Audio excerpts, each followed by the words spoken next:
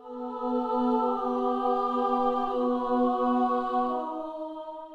is this foolishness? How many dreams can you shape in a minute, an hour? The kind of clean you like best. Lost 3 of my teeth, too. All right, so you lost. Next time you'll win. Steamy, hot, hearty, delicious, invigorating.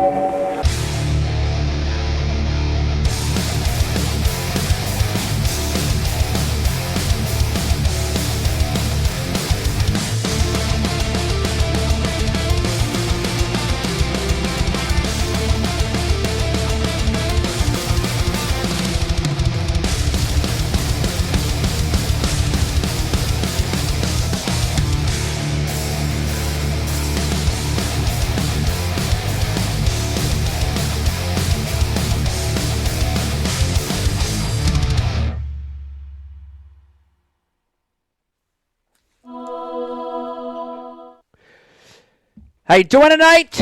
Want to welcome you to a brand new episode of Ike Live. Hope you're having a great Sunday. I know we are. It's been a little while since we've been broadcasting live, but here we are tonight back at you. Man, we got a great show for you tonight. I'm calling this one the Quarantine Special. And the reason I'm calling it the Quarantine Special is because obviously a lot of people are still under quarantine. We're going to be catching up with the entire Ike Live crew. We're going to be doing it Brady Bunch style via Zoom. And a little bit later, we're also going to be joined by a great guest. So excited to have him on the show. The one and only Brad Knight, FLW Touring Pro, of course, winner of the FLW Championship a few years back. Before we start everything, let me let you know that we're adhering to social distancing here in the Ike Live Lodge Barn Studio, and we're joined at least 6 feet. I'd call it 10, Brian. What would you call it, 12? I got 10. I call it. I call it 10 feet away. 10 feet. The one and only Brian the Carpenter in the house. I love clapping when I'm by myself. Yeah. There's nobody else clapping. I'm just That's clapping right. myself. Brian joined us. Brian, it's good to have you back. I know it's been a long time since we've had a live show, but feels good to be back. Yeah, I have to look over top of my monitors to see you. Yeah, the giant monitors back there. There's a whole lot. Brian, we're going to do a lot of catching up. A lot of catching up with the guys. Yep. And I want to hear a lot from you. You found something interesting going on last couple weeks. I want you to talk about that. We'll Pretty get into wild. it. I want to get into that. Hell yeah. But before we get into the show, let me start by saying this show is brought to you by a lot of amazing companies that make this show possible. Believe it or not, it takes a lot to run a show like this, and without these people, we couldn't do it. So I want to start by thanking Mystery Tackle Box, a presenting sponsor. Love that black box, man. It comes to you once a month at your doorstep, puts in front of you brand new stuff. You got to try it. Go to mysterytacklebox.com. Flambeau, of course, the maker of great tackle storage systems. Liquid Mayhem. If you were watching a little bit, I did some lives today. You saw the effectiveness of Liquid Mayhem on bedding fish. Anytime you want to get more bites, pretty good. TH Marine, a maker of great boat products, everything from kayaks all the way up to Biggie Smalls yacht. And we're going to be highlighting the YOLO stick tonight. It's a great product. I've been using it nonstop in filming content since quarantine. Brian the Carpenter has. So we're going to be talking about the YOLO tech tonight. Of course, brought to you by Bash University. What a great time to subscribe to Bash U. You're home. You got more time on your hands. You're looking to become a better fisherman, but you can't actually fish a lot. What a great time for Bash University. Tackle Warehouse. Great thing about Tackle Warehouse, everything's online, man. You ain't got to go to Bass Pro. You ain't got to go to Cabela's. You ain't got to go to the store. Hop online and get your stuff from tacklewarehouse.com. Also brought to you by Torqeedo. And I know you've seen the Torqeedo in action, of course, on Brian the Carpenter's boat and also on Vegas the Hammer. It's a motor that's changing the game when you need electric. It's changing the game. Brought to you by Hobie Kayaks. We're going to have Dave Brozick on in a little bit talking a lot about him and I have been doing a little bit of social distance fishing in our Hobies. We're going to talk about that. Dr. Squatch, which is a great product for these times. Listen, man. Wash your hands. It's the best way to stop this stuff from going on. No better soap than Dr. Squatch. It washes more than your hands, It too. does wash more than your hands. Dr. Squatch does a great job of washing your whole body. Your ass. And last but not least, brought to you by Founders Brew. Ooh. I think a lot of people, we can verify, Brian the Carpenter, a lot of people during quarantine have been drinking, sampling beers from different places. We're closer to 10 feet. Sampling beers from different places. Listen, I invite you to sample Founders. I've been trying new ones weekly. I'm a big fan of Founders, but I'm trying a new one tonight. And the beer of the night here on Like Live tonight is the Founders Pilsner. Now, Brian, before I drink this, Yes. do you want to describe a little bit of it before I take my first sip of this? So it's a hopped Pilsner. Pilsner is generally a lighter beer, but this is a lighter beer that's spiced up with some hops. Right. I feel like it. I kind of attribute it like All Day IPA had its way with a Solid Gold. Yeah. Got a little nasty with it. Yeah. All right. And, So here, and there they are. There's the love child. all right, here you go. I want to crack this for the first time. Love this.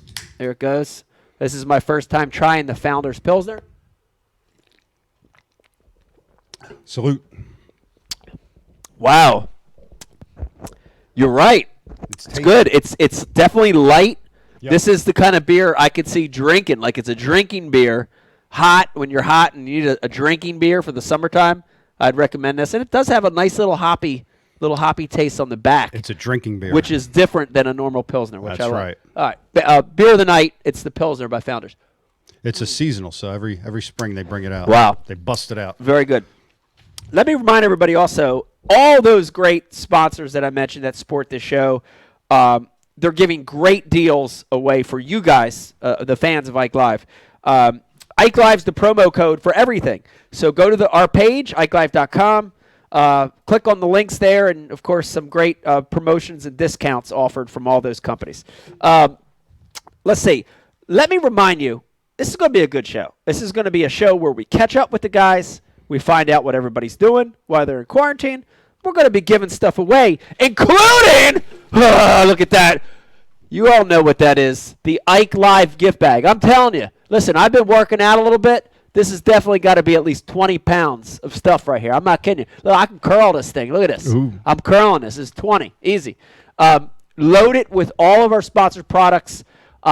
Great prize to win. And, Bryce, same thing, right? Throw on Facebook?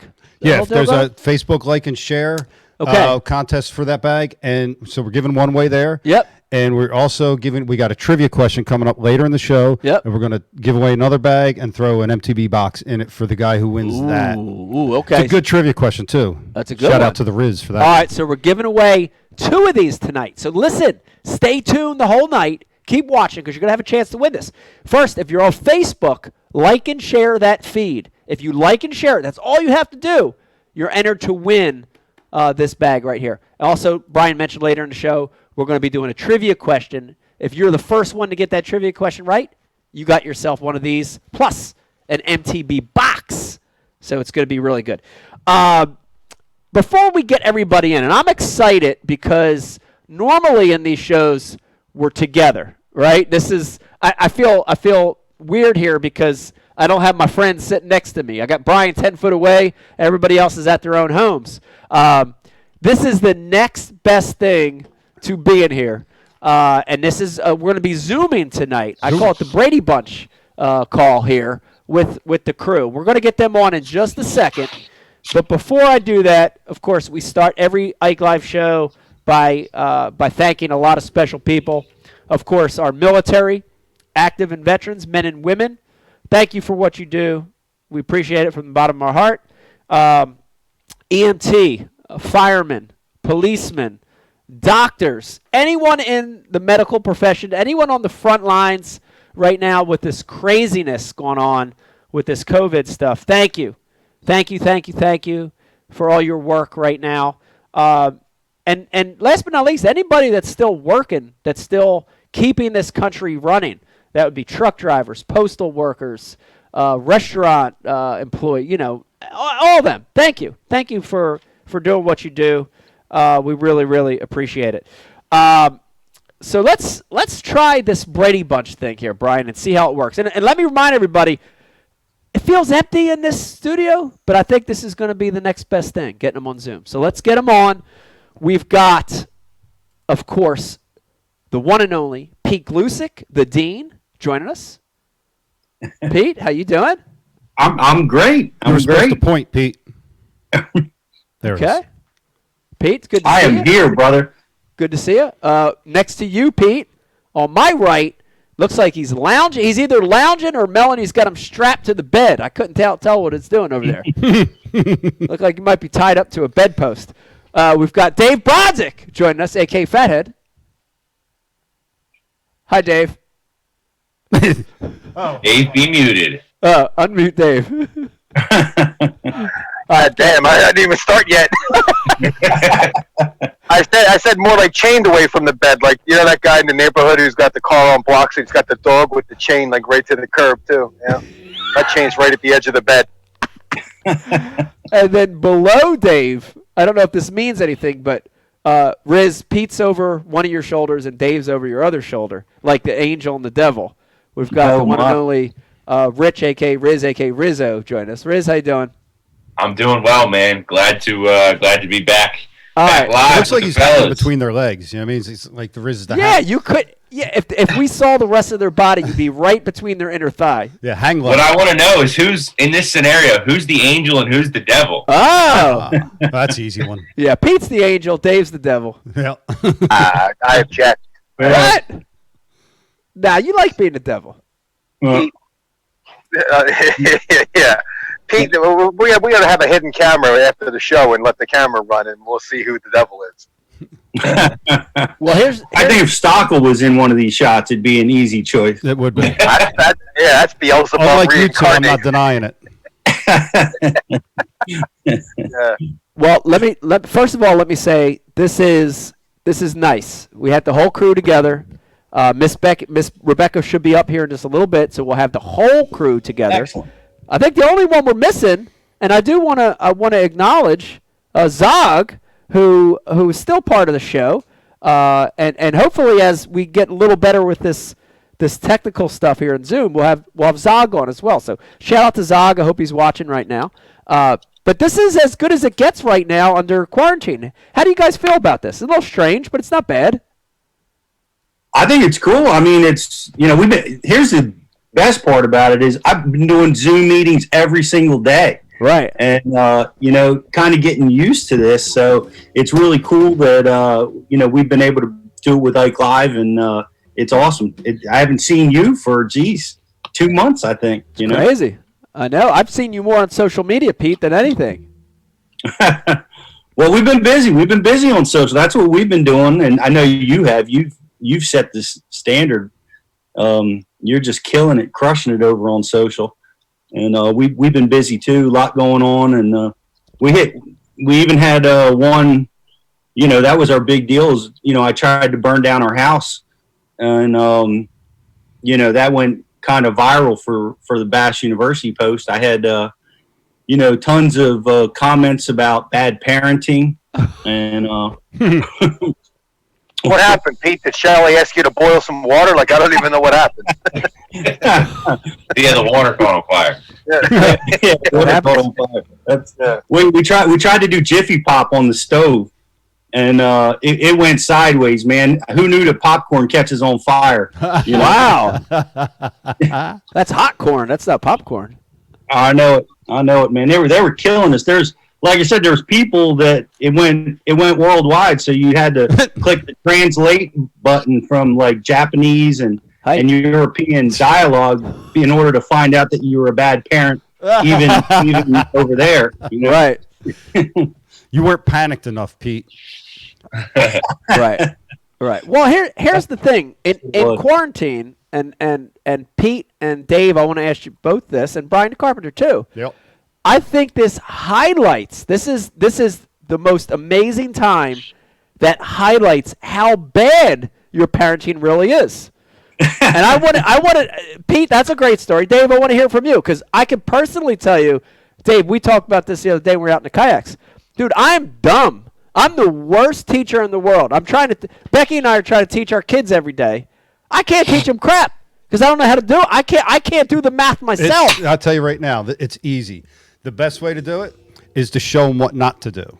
Be the good example of a bad example, and then they rebel against you. That's why my kids are awesome. There you go. That's a good theory. That's what shit. Dave, it's 100%. Dave, do you have a bad parenting story for us since you've been in quarantine? I got tons, but what I can tell you is this whole thing, like the first question that was brought to me, made me regret, the first 48 years of my life of not paying attention and just skating by with good looks and intellect. You were talking about feeling stupid. I mean, I'm not even on like a third grade level of anything, dude. You know what I mean? Like, I don't know. Thank God Melanie knows some stuff. And, I know, and it's serious. You can lean on the wives a lot during this time, and I have for sure. Hey, I want to ask a question to everybody, and Mike, I'll start with you. And I don't want to come off like a COVID denier, all right? Because I'm not. I know people lost their lives to this. No, yeah.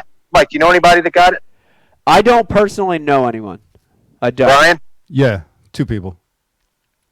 Pete? The 2 people that Brian knows. And Riz? I do. I know a friend of mine's brother who has it. Jimmy Jester got it. He's a corrections officer. He got it and then brought it home. Yeah, I know one guy. I know a CO that got it in the Camden County Jail. Yeah. Just food for thought, man. Like, what I'm getting at is, did we have to shut down the entire economy for this? Like, Walmart's been open since this started, Lowe's and Home Depot, for 2 months. How come we don't have all these cases of those people falling over sideways from it? Right. Anyone got an answer for that?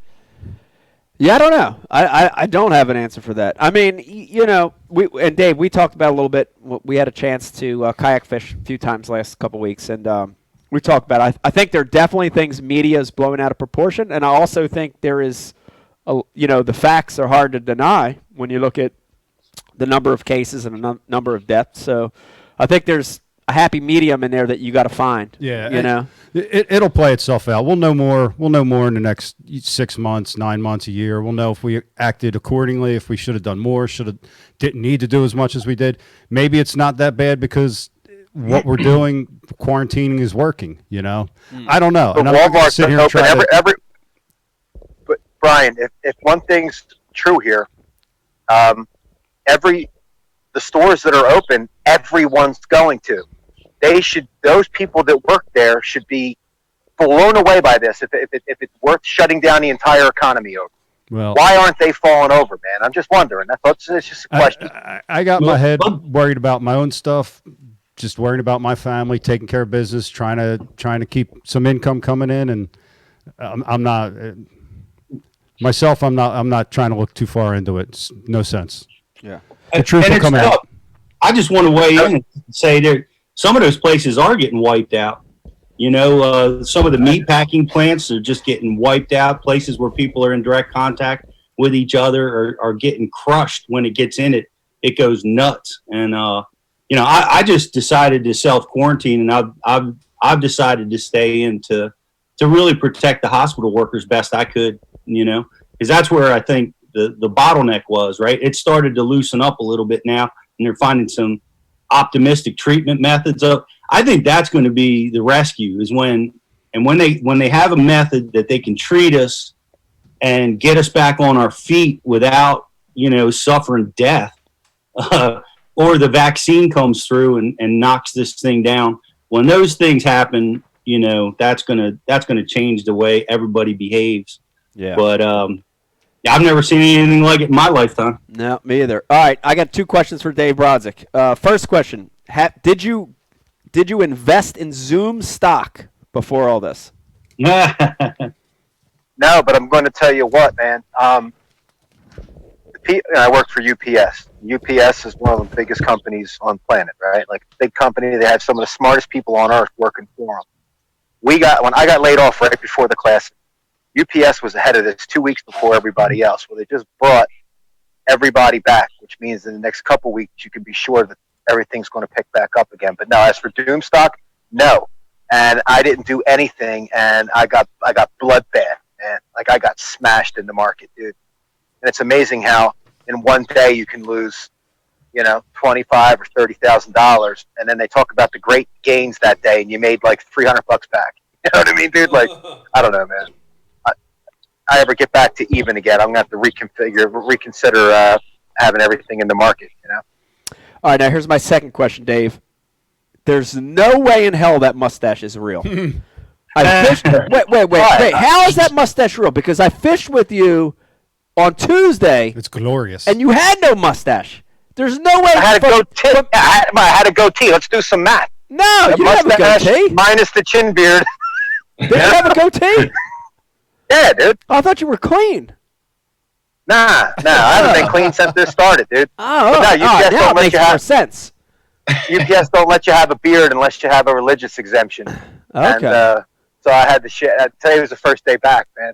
So Okay. I had to. Yeah, I'm going to grow with Tom Selleck. I'm going to go full on it, man. I've always bailed on it when it gets to the point where I can like touch it all the time. Yeah.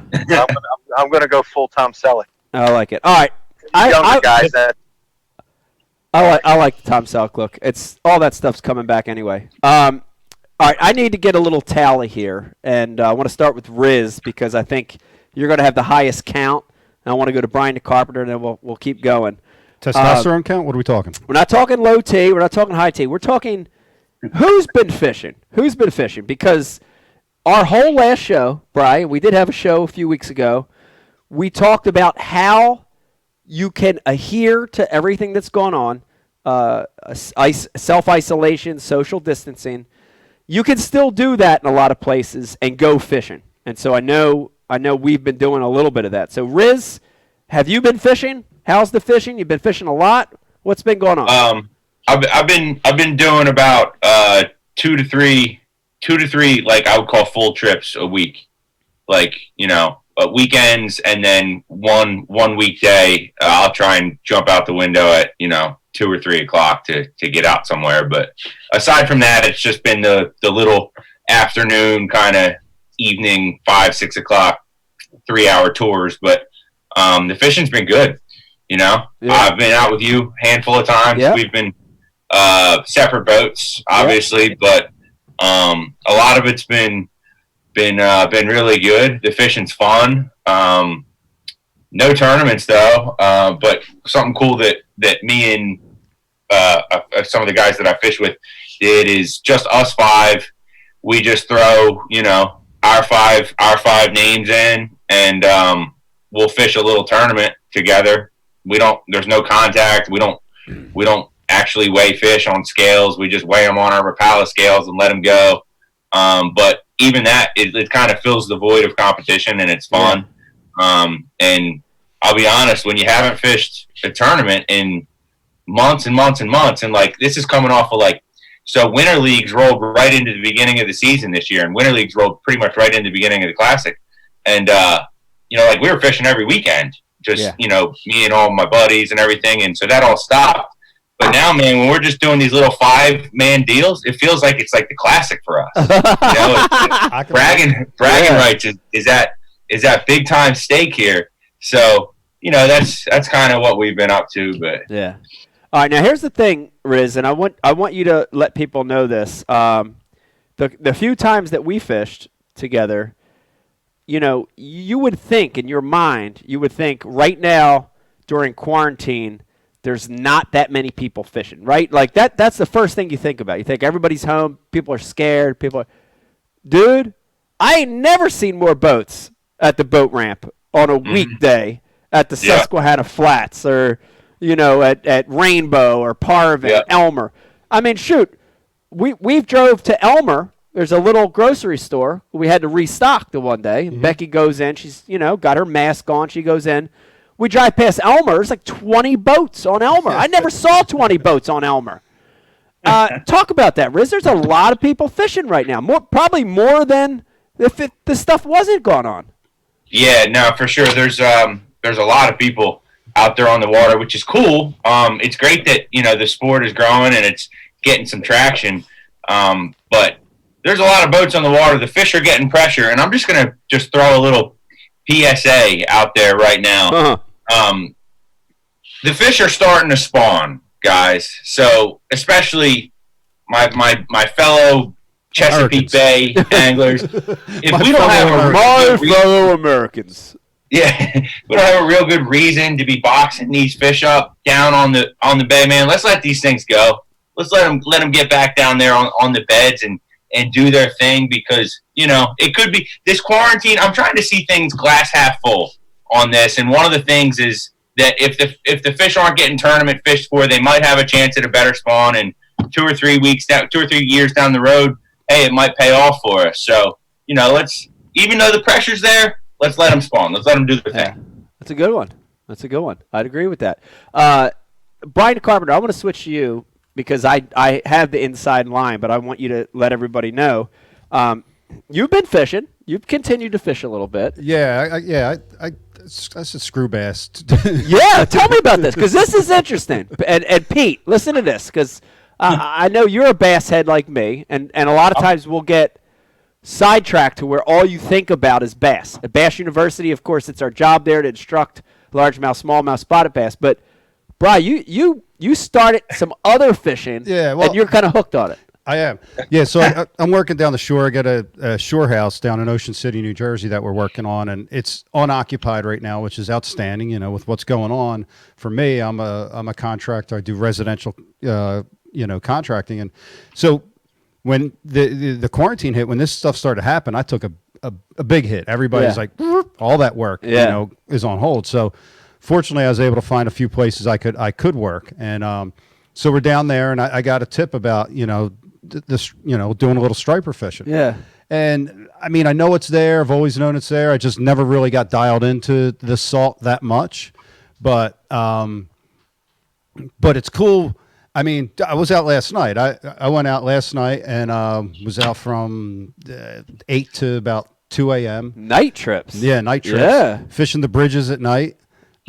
Dude, you would not believe. So the bridge, the channel in this bridge is 40 feet. Yeah. Right? So the 40-foot channel, then right on up. Yeah. Right on up to about 10, 12 on the sides, and then tapers out. To the flat, yeah. The most fish we found last night were sitting in 2 to 3 foot of water.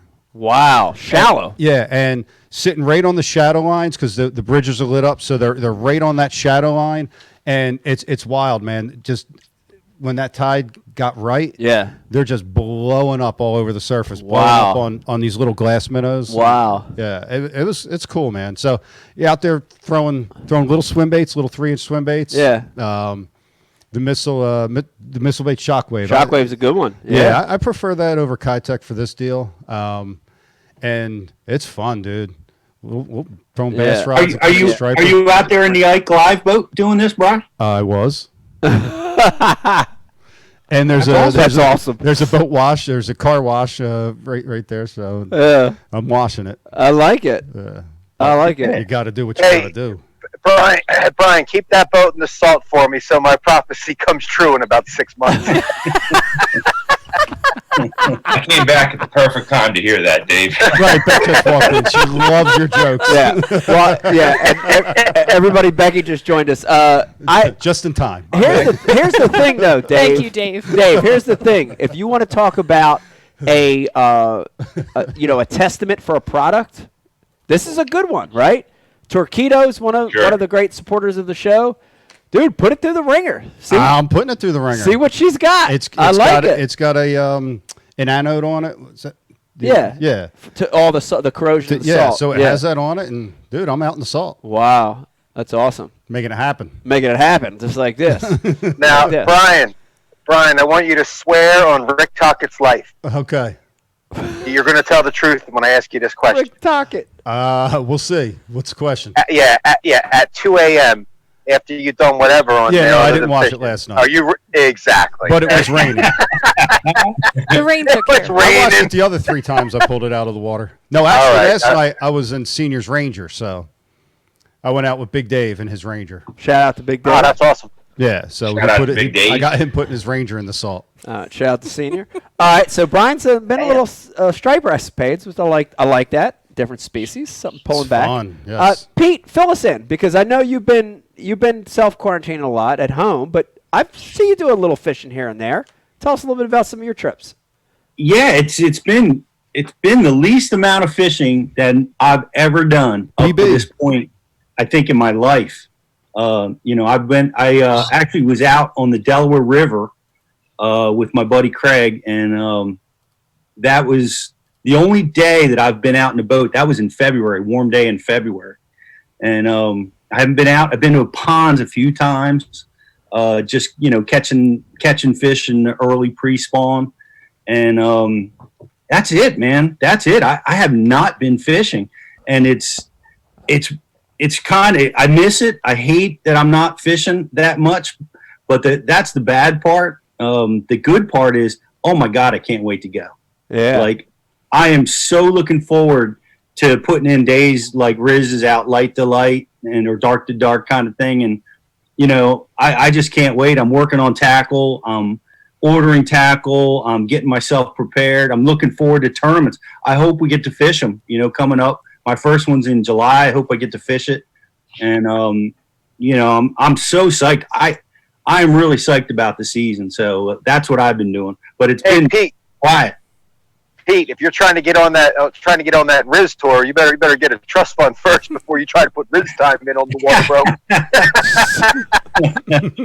Hey, my time's down, Dave. I'm a 2 times a week man now. And then Saturday and Sunday, so that's 4 days a week. No. Including those days. Come on, man. Oh, all right. As far as we know, it's 2 days. I get it. Yeah. All right, now Pete, I do have to bring some up. I think it's interesting. Do you have any psychic ability whatsoever? Do you feel like you have premonitions? Who? You. Nope. That's the answer. Because the only thing I wanted to say about this whole thing that I think is interesting, this is why I'm saying you might have psychic ability, is that about 6 months ago, before all this shit went down, Pete decided to sell his boat. He was going to sell his boat, his one and only boat. And Pete's tournament fisherman. He's a guide. He loves to fish. He sells his boat. I go, what the hell? You're selling your vehicle that, be like not having a car to go drive to work. I'm like, damn, what the hell's Pete doing? But then all of a sudden in February, all this stuff goes down, and you don't need a boat. So I'm thinking you had a premonition. Or he's behind it. Oh! This is the COVID. Pete! What did Brian laughing? Oh, small Brian, hold on. What did Brian say? He was behind on the payments? What did you say, Brian? What did you say? That's funny. If that's what he should have said, if that's not what he said. Oh shit. No, it's you bring that up, Mike. Oh my God, the sense of freedom is gone. Like, I've had a boat for 25 years or more. Yeah. And you just whenever you wanted, or whenever you couldn't take it, whenever you needed it, or you just really want, you just go hitch up and go. Yeah. And that doesn't exist right now. And I've been frustrated because, like, one of the things I want to do is I figure out I'll just pond fish. And I try to go pond fishing, and everywhere is like, no fishing, illegal, get out of here, we don't want you here. And all the places that I thought I could just go and fish, I find myself really restricted in, where I live around here. So that's been real frustrating. Wow, that stinks. For me, so much so that I called the DEP. I called Chris Smith over there at the DEP to ask him, like, do I really have to pay attention to these signs? When I go into a apartment complex and they've got 3 ponds and I want to walk around one of them, and he laid it on me that I do. Oh, man. Of course he's going to tell you that. Never ask permission. Yeah. Beg for forgiveness. Chris Summerall on Facebook says Pandemic Pete. Pandemic Pete. It's a new name on the message board. Doing. Wow. All right, now, Pete, have you considered getting a small boat, a John boat or a kayak or anything like that? Yeah, well, I've been so busy that, it's been great that I'm busy with work, and there's no real immediate end in sight, but I've been looking at boats. I've been considering what I'm going to do and how I'm going to fish and what's next. But I found some interesting stuff out. Boat sales are really, a lot of the places that I've talked to are killing it with boat sales right now. Wow. Unloading. Huh. And guess what boats are selling right now? Expensive boats or inexpensive boats? Old school John boats. Old school Rangers from the 70s. Well, the word is that the boats that are $30,000 and under are flying off the shelf. They can't keep them in stock. Wow. People are getting exposed to fishing. They're sitting at home, they're looking at it, getting inspired to fish, watching your social stuff and Bass You. So they want to learn and go out and try it, and they're entering the market for the first time, and they're doing it in that 30,000 and under price point right now. That number comes from Thayer Marine. They're up in Connecticut. It's a pretty substantial dealership up there that sells a pile of different brands of boat, like Ranger and Tracker and a few others. But they're flying off the shelf. I called Bill Day down in Kentucky too, and we've done some work with him in the past. And he's got a tremendous dealership down there. And he too is just selling boats pretty aggressively in this market. You know, the guys they're like getting the boats rigged out, ready. They put them in the driveway, and the customer comes, hitches up, goes. All the paperwork's done online. They don't have to do any face-to-face stuff. Wow. And they're moving those boats, man. That's crazy. Economy ain't that bad, I guess, huh? No, it's Not yet. It's crazy to hear something like that. Dave, I want to go to you, Dave, because we did in the last few weeks, we had an opportunity to go out and fish together in kayaks, which, first of all, it's been awesome because it's been a long time since we just had a chance to go out and fish like that together. So it's been awesome. Yeah, we don't get to pal around that much at all. Yeah, it's been really great. But I want to highlight the fact that how awesome is it, Dave, that and we talked about it, but the ability to just throw a kayak in the back of a pickup on like a minute's notice, no gas, right? Like no, you're not spooling up 30 rods. You're not worried about your electronics. You're like literally just throwing it in the back of the truck, driving to an off-the-wall place, bringing it down a giant dirt hill to get into this little place. How awesome is that? And that's something, I mean, for people that are watching and listening, what a great time to have a kayak, man. And I'm not just saying this because you guys know I can get a boat if I want one. Unless I hit like the Mega Millions and I don't care about having a $70,000 thing on the side of the house, dude, kayaks are the best thing going, man. Like I wouldn't want a John boat. I wouldn't want anything that I have to trailer. I throw it right in the back of my truck. It supports my big ass body. I can stand up in it and stretch my legs. Like it's in terms of fishing, I would say it's second to the first time you get on a big boat. You get on pad and the wind's peeling your eyes, and But like, there's nothing like it, man. Like if you guys have an opportunity to get one, you've got to get yourself a pedal-driven kayak, specifically a Hobie, the PA series, and you can get after bodies of water that John boats can't. V-hull boats can't. Yeah, mustache it's not so included. much fun, man. Yeah. Brian, don't get mad. Brian's mustache looks like a 16-year-old boy trying to look like he's 20. You know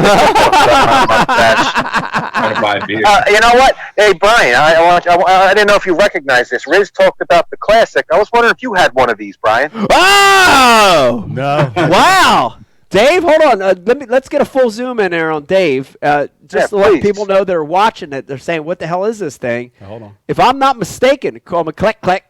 That is a Top Rod Bassmasters Classic Trophy, if I'm not mistaken. Yes, it is. That you are not mistaken. I believe that was from Alloway Lake, if I'm not mistaken.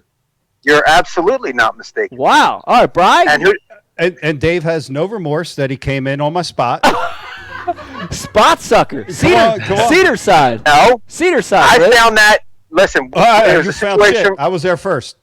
It was a situation where I had found that in practice, and I actually made a wildlife. Smacked us. I actually made a wildlife calendar fishing that spot with a jersey on with patches on it. Man, I swear to God, dude, I swear to God, the dude stopped at the bridge. There was mist on the water, and he took my shot. You never bet in the paper, have you, Brian, or a catalog? I was in the Carrier Post before any of this stuff. You guys know I was. Hey, everybody gets lucky. The Carrier Post. No, weren't you? I was. Remember, I was pre-fishing hope not. Cooper River, and they took a picture of me pre-fishing Cooper River and got my name. And none of you guys were. I remember you had them shirts on. Cocksure. Nah, it was cold out. I had a top rod jacket on. Okay. Yeah, Mike, before we talk about fishing, I got to highlight something that, guys, you have to, for Father's Day, men watching the show, and women who like to kill things, you got to get a bug assault. Now, I'm getting bit by mosquitoes already out here, and it's just a matter, it uses table salt. And I'm telling you right now, if you want to laugh till you almost cry, go to YouTube and type in bug assault and watch the slow motion kills of flies getting blown off the stuff like hot dogs with salt. It's the greatest thing ever, guys. You got to get a bug assault. I'm gonna kill Bug mosquitoes assault. right now. You ready? Watch this. What the? Yeah. Look at that, dude. It jams you, man. Oh my Hey, this God! You got to get a bug assault, guys. I'm serious. Wow, Beck. Yeah. Can we get this on Amazon? We got to have one of these. You're off. Beck's off. Yeah. Sorry, I'll put your bag on. Yeah. It was the battery changing. A little bit. The battery change. Guitar Hero. I got a few shout outs on the message Quarantine board makes it here. so you don't have a babysitter. Riz, you got some stuff coming through IMs? Yeah, I just want to give a few shout outs. Bern from Deptford's hanging out with us. Wild Bill. Wayne Morris's Brian Stockel's boat batteries is hanging out with us. Realtor in Alabama's here. David Laws. Buck Stronghold Gentleman Bronco. South Jersey Bowie. New York Chris Warren. Arizona Justin. Tyler N. Chad in Canada. And a whole pile more. We appreciate you guys being on the message board. And Wayne Morris, Stockel's Boat Batteries, is actually making custom power poles this week for his John boat. Wow. Ryan, do you have any insight on this for him? Me? Custom power Yeah. poles. Oh, Wayne's custom power poles? Yeah. Nope. Damn, I don't know. I don't even What's have a custom power pole? I don't know. Had to build one yourself? Hydraulics? I don't know.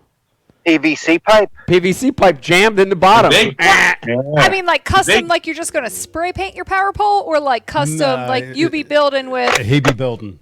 Wow. Wow. I think If I know we're talking Wayne. about I'd like to see a power pole picture build. of that. That's gallant talent. You know what? We could put him up against Vegas because Vegas can engineer him some craziness. You don't want Vegas anywhere near Wayne. No, it's a bad combination. No all right, offense, Wayne. Before we keep going, I want to find out what other stuff that everybody's been doing. But before we do that, I do want to put you on the spot, Beck, and say that we're talking about who's been fishing during quarantine. Yes. You fished today. I Yeah, Beck got out on the water today. Yeah, That was awesome. You caught two. I did. Caught two off beds. Yes. Talk a What a little bit about giant. that. So the first one took me 18 minutes to catch. That one Yes. I could see, could not get it to bite. Finally did. It was about 3-pounder. 3-pounder. Yeah. And then the second one was like the second cast. Biggin. She was mad at me. Yeah. 2 casts. And Yeah. you caught it. Yeah, she was big. It was awesome. That was big. Yeah. It was a 5-pounder. Yeah, it was Yeah. good. It was a big one. Well done. 3 3/4. Yeah, 3 3/4. Call it 5. High call it 5. Call 5. All right, now here's the real question. I want to go and ask everybody, just because it's in the Brady Bunch order. We'll start with Riz, and we'll go clockwise. Riz, what other stuff That's the bottom. have you been up to? There's What? nothing. And then watch him go to talking Dave about? next. No, I'm going to Pete. I said clockwise. And you started at 6 o'clock. Whatever. Riz, It's ridiculous. what else besides fishing have you been up to during quarantine? I've been creating. Well, this is still kind of fishing related, but I've been creating some natural habitat for Planting fish threats. in some. What's that? Planting threats. Yeah, exactly. Planting threats. Throwing your empties over the side of the boat isn't exactly creating. That's only on that doesn't start until Thursday nights. But Newton's got a ton of cover if that's what we're talking about. But no, so I kind of like revamped my office area a little bit. Hung a few VMC and Rapala signs. Doing a little bit of work around the house. But Wait. Let's get to what we all really want to hear. Riz is the single guy in the group. That's right. How do you date during quarantine? Oh, call him out, Beck. It's the damn Sahara Desert. That's Tumbleweed. I'm ready to go back to Birmingham. You feel me? It's quiet. I The hear only- there's the like only- creative quarantine dating though, like online, and then you pretend you're somewhere. Oh, like boy. So it's really like it's not ideal. Like you talk to somebody that you don't really know online, right? Say one of these apps, Hinge, Tinder, whatever. What do you say? Like what person is going out right now and going to meet with a new Riz's person? problem. Okay, so everyone now knows why Riz is dating. It's not to get to know the girl. Oh, come on! You gotta get the litmus test. but I mean, even that, it's like you. How much can you just talk on the phone and like? It's called marriage. Hey, if there's one good thing that came out of this, and I guarantee you people with real bad teeth that are single, they get to smile in front of people now because they got the mask on their face without being self-conscious about it. That's true. Imagine being like I asked somebody at the store the other day. I was like, dude, before all this, what was your reaction when somebody walked into the store with a mask on? And I asked the guy that works at the 7-Eleven on the White Horse Pike, right before you get to Newton Creek, over there in Oak Lynn. And he I mean, think about that. After this is all said and done, are people still going to walk around wearing masks? How are people going to know if Some somebody's are. like holding up a liquor store? We're gonna be wearing masks for a while. I mean, usually the gun kind of gives that away most of the time. Well, the gun's under the jacket, whatever. Or the You bug know what I'm assault. saying? I understand. It's wild. Yeah, it is interesting, the mask thing, because I mentioned this to Beck the other day. Dude, I see people driving yeah, with I don't masks get that. on. I don't get And I don't Why get they I don't drive? Pete, you're the smart one out of the group here. Why are they driving Tell us, Pete. with the mask on? Like, I'm on 55, the car's doing 80. And I look over and somebody's got a mask on. Why?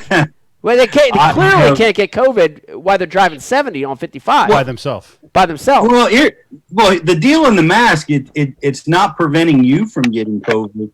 It's preventing others from getting COVID. That's In the the car? purpose of wearing it, is to keep your breath from getting out there into the environment. In the car So- on 80 on 55? Well, that's an extreme case, but you know, Well, there's just a lot of extremely stupid people out there. I see a lot of people doing it. It's very Yeah, bizarre to me. that's weird, man. I can tell you this. I'm one of the weird ones because I went out and I had to pick up something curbside tonight, and I had my mask on, and I forgot I had it on. I wore it all the way home. I didn't even realize I had it on anymore. Really, because I can't stand it. Yeah. I feel Same. like I'm suffocating, and I think my nose. I never knew my nose was so big until I had to wear a mask, and then it's like smushed into my face, like it hurts. Beak. I didn't know. It's huge. Beak. Problem. All right, Pete, what else have you been doing at home besides BU stuff? I know you've been super busy with BU. See you every day doing Hey, that ain't clockwise, Mike, by the way. That's clockwise. That's clockwise. It's clockwise. Oh, the needle goes that way. Riz is down here, and it's going like that. Here's the thing, Dave. I don't ever have to have comebacks for you. I just let you keep going, dude. You better not, because it just fertilizes me to remember What, is, that stuff the about you. is that the Polish clock? That's exactly right. Dude.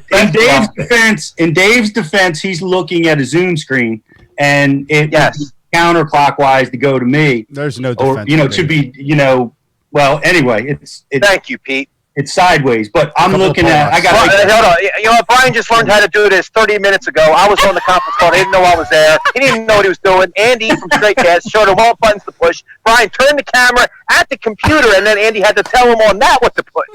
Don't talk about anything, Brian. Shout out to Andy from Straight Shout out Cast. to Andy. Round of applause for Andy. Indeed. I watched it happen, and it made me think about if my dad was still alive, watching him try to use a cell phone. That's what it was like watching. All right. Well, since that's no. Back to you, Peter. You can keep going, Dave. You're on a roll, man. I'm happy to. Sorry. Chill. It's the whiskey.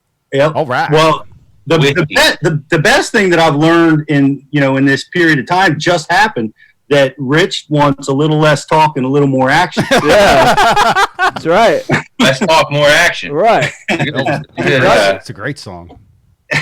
That's good stuff. But Work's been busy. I tell you, and Bash U app has been dominating my time, and I want to, let people know that that's coming because we've been working hard at it. It's going to be pretty cool, and look for that coming. Hopefully before the month of May ends, it'll be early in June at the latest. So that's coming. Also, you can get your Bash U buffs right now for 50% off. If anybody is looking for face protection. Yeah, buffs are a hot item get right them now. at a great deal right now at gear.bashu.tv. Wow. Yeah, we wanted to make them as cheap as we could get them. The people needed them, wanted them. We wanted to get that out there. So nice. I appreciate you bringing that up. And I've been, I've been homeschooling Jake, but the biggest thing I've been doing is I'm on the keto diet. Oh, Beck knows about that. Yeah. Yeah. I've been really concentrating on it and doing very, very well with it. I've lost some weight. It's like a drop in the ocean for what my goal is, but I'm getting there, I've been doing that, been working out. I'm down about 22 pounds. All right. Nice. Wow, Yeah. Pete. Shout out to Pete. Sure. All right, As of last week. people watching and listening right now that don't know what's the keto diet? What is that? No pizza. Keto is one of the low carb diets. No food. No food. No, you can eat a ton. It's actually really fun, but don't fall off of it. Yep.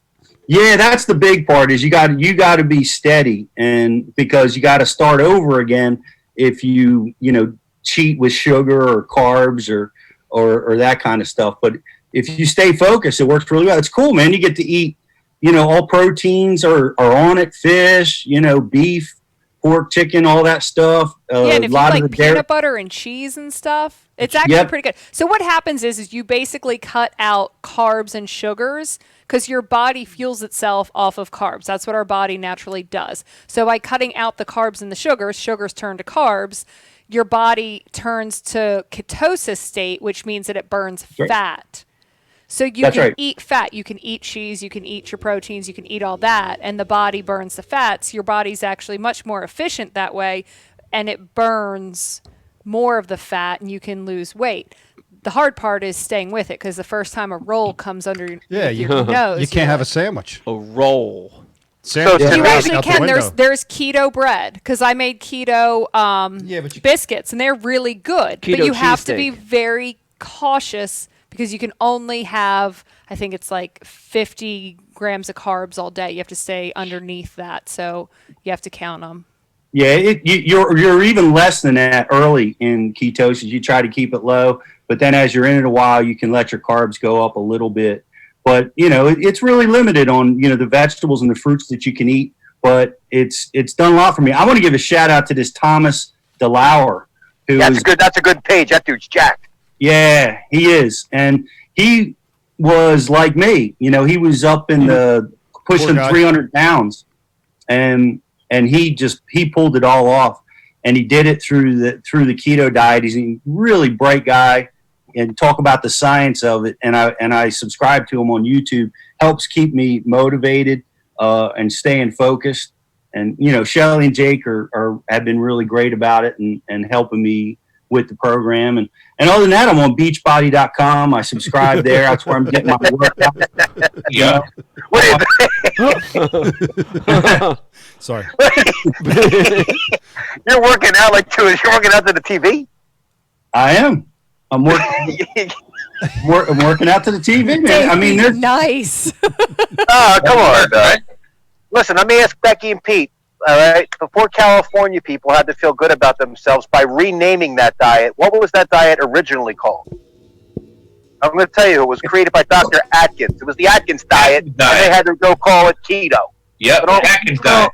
It's the Atkins diet differs a little bit. They figured out a lot with what they're calling the keto diet. He certainly started that perspective, but they figured out a lot since that started. Which vegetables, which fruits, filling in the nutrients that you're missing by just going straight protein, which that was the predecessor of it. But you're right though, Dave. It's very, very. It's pretty much the same stuff, there's just a few more advances that have come. Yeah, it's just much more controlled because Atkins was like, oh, go ahead and eat whatever fat you want.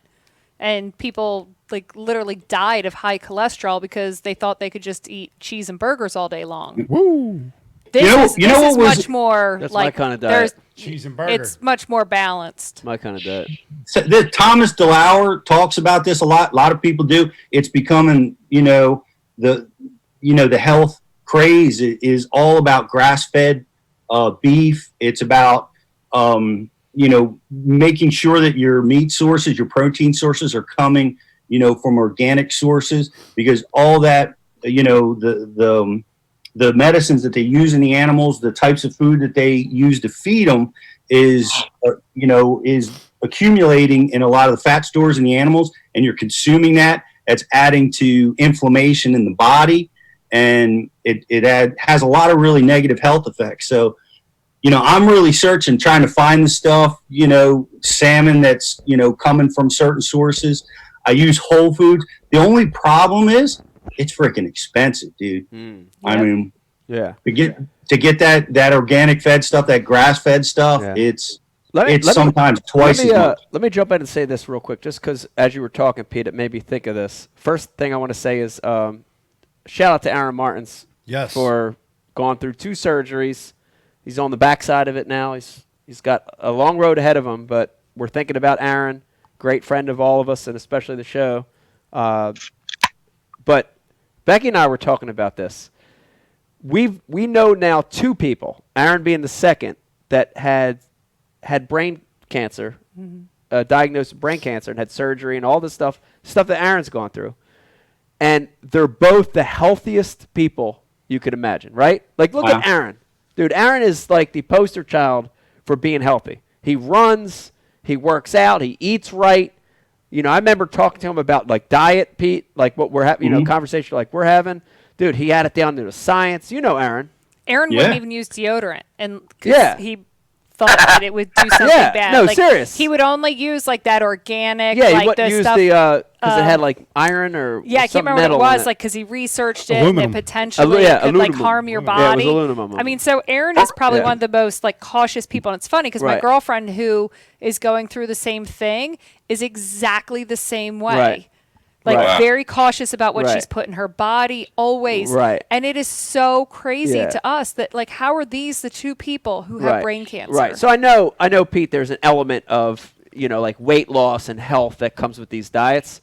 But at some point, when you see stuff like this happening to Aaron and other people that were, the role models of health, doesn't it make you want to just say, fuck it? Brodzik, do you agree with this? I mean, it's your time, it's your time. So why not? Why would you ask him? Well, you could just look at him and could tell he said "fuck it" years ago. Right. Look at that. Well, it's now. But thank you, Brian. It's now a good time to talk about when Brian stopped wearing deodorant when he was going through that craze. Oh my God! I mean, would you like to discuss that, Brian, or no? I'm going to apologize. No, I can apologize. Look at you. Wait, is this like a real story? I want to hear about this. Hold on. Oh, yeah, Becky, I'm going to first let me address his I said fuck it years ago. Brian's idea like 10. I've seen Brian in the gym. He gets on the treadmill. He's walking at like speed 1 with a towel around his neck. He didn't know I saw him. I never brought a towel.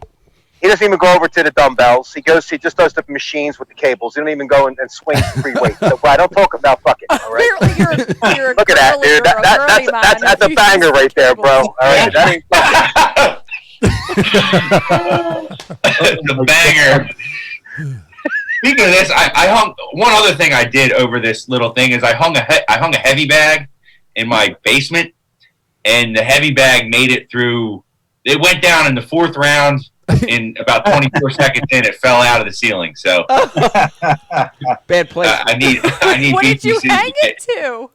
Just straight. No, I didn't pre-drill the lag bolts big enough. So when I was sinking the lag bolts into the mount that it hangs from, the cheap Japanese screws they stripped on me. Chinese. So I could only get them in like halfway, but I was like, it's halfway up. I'm not gonna be able to unscrew them because it's stripped. So I was like, I'm either going to hit it and they're going to come down or it's just going to hang here. So I went to work on it, and that's how I got back to 0.1, and now I got to start over again. So. Wait. Can I just say real quick? Can you mark this, like where we are, our minute? Yeah, marked it. Because somebody has to cut that. Someone has to cut what Riz just said. Put only the audio out there, the part that Riz said, and see if they can figure out what he's talking about. Because it sure as heck did not sound like hanging something from the ceiling. I was gonna say, listening to Rich talk about working with tools felt like, as a bass fisherman, watching YouTubers try to teach people how to catch fish. Right, not all YouTubers. Don't attack me, YouTube, but a lot of them. Oh my God, that was amazing. Well, why didn't you FaceTime Brian? Well, because I knew what I was doing enough. Because he wanted to get it done. Oh man, ego. Because he wanted to get it done. Brian would have ridiculed me. He would have insulted me. But oh man, no, I didn't pre-drill big enough. You know, that was the problem. All right, That's what happens when you try to screw with fucking vice grips and then duct tape. Oh man, right? Yeah, the Italian toolbox: vice grips, duct tape, and a flathead screwdriver. That's all you need. Brown paper pen. All right, talking about hanging stuff and fixing stuff. Dave, you mentioned it earlier, and I know from talking to you, spending a lot of time on your house doing stuff. Yeah, it's dark now, man. So I got laid off right before the Classic. The day after I got home from the Classic, I painted the whole house. Redid all. Not when I say redid the windows, I didn't replace them. We have old 100-year-old windows. Painted all up, cleaned them all up. You can't really tell, but I've been shredding the landscape. Yeah. Took out all the grass, shaved the whole epidermis off, so I can get it ready for Pennsylvania bluestone that I'm going to be putting in soon. Ooh. And yeah, man, 2 months straight. You know, other than the days I went fishing, coming out here from dark to dark, drinking every day, unfortunately, dude. Like, hang on, let me get my trophy back in the shot here.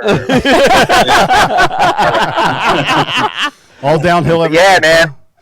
Like, I was hoping, like, for at least one more month of this layoff, dude. UPS will lay you off on a Friday and call you back on a Friday, come to work on Monday, you know? So yeah. I was hoping for one more month just to get my the cafe lights strung up that I'm going to put back here.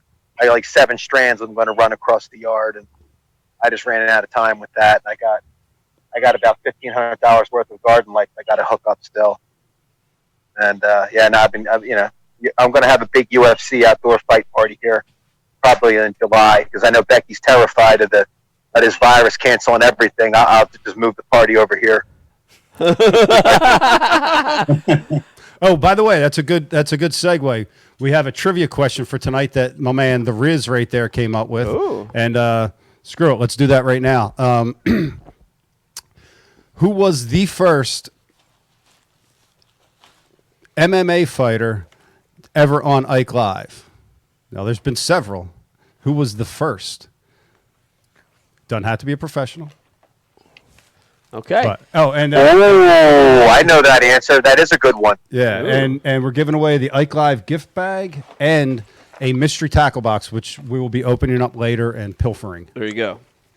Okay. And the winner will get the actual mystery tackle box that you guys are opening. Oh. So, wow. Super. well, I got it. Thank you, Riz. Well, now that I know that, I'm going to give him a mystery gift in there. Was that skin? He's been It's a picking at toenail. his toenail. Nice. You have a Picking the whole toenail time? in there. So gross. Smell like gulp or liquid mayhem? No, I don't know. It's So listen, before I have a small child come and claim me again, not just for battery changes, I do want to talk real quick about the Ike Foundation and what we have going on. I also want to announce the final week's winners from the Ike's online tourney. Can we do this real quick? Yeah, and real quick too. Anybody watching right now, dude, what I in a million years, with everything going on, with this quarantine going on and people are scared and nervous, and I would have never imagined 580, what was the final number? It was like 580, I think. 580 something competitors in this virtual bass tournament. So thank you. awesome. Thank you. Shout out to everybody that signed up for this tournament. And the good news is, Beck, it was $20 to enter this tournament. Mm-hmm. And all that money that we generated went to feeding kids that are, screwed up time. There's a lot of kids that are hungry right now. So Yep. So we went to a found great cause. two local organizations, the Food Bank of South Jersey, and I'm blanking on the second one. Okay. Janet's going to be so mad at me later. Family Promise, I think. Anyways, but local South Jersey food bank organizations that were able to target families with children to make sure that, our donation went to kids and making sure that they're fed during this time. So they were awesome, totally worked with us, and appreciate them and appreciate everything that they're doing right now. And if you guys, in your part of the country, if you can still by any means donate to a food bank, please do so. I know food banks right now are really hurting for help. They said their requests are over 200% up right now. Wow. Food is always appreciated, but right now they don't need the food because they have to sift through it, check expiration dates, and they have to kind of be like, oh, here's rice, put it with this. Like, they just don't have the time and energy. Money is actually a huge, huge benefit to them because they can just buy in bulk and just hand out as quickly as possible. So if anyone can donate in their area, it's greatly appreciated. I digress. I'm sorry. All right. So week 4, this was the last week Yes. of this tournament. Yes. We have some winners to announce. Couple winners here. Are we ready? Yes. Yes. In the north, the Berkeley Big Bass goes to John Barger with a 23-inch bass. Wow. Nice job, John. 23-incher. Pete, what's that, about Dang. 6-pounder, Pete? Barger. Oh man, I was going to Barge, say did I say it it's wrong? got to be 7 pounds, maybe. 7 pounds? 6, 7 pounds? I think that's right. Yeah. I think he's up in New York. Yeah, it's a big one. The Flambeau Stringer of the week for 3 bass in the north is also John Barger. Wow, double win this week. With 65 inches. Wow. Yes. Nice 3-fish stringer. Yeah. Good job, John. Yeah. Wow. Now we're heading to the south.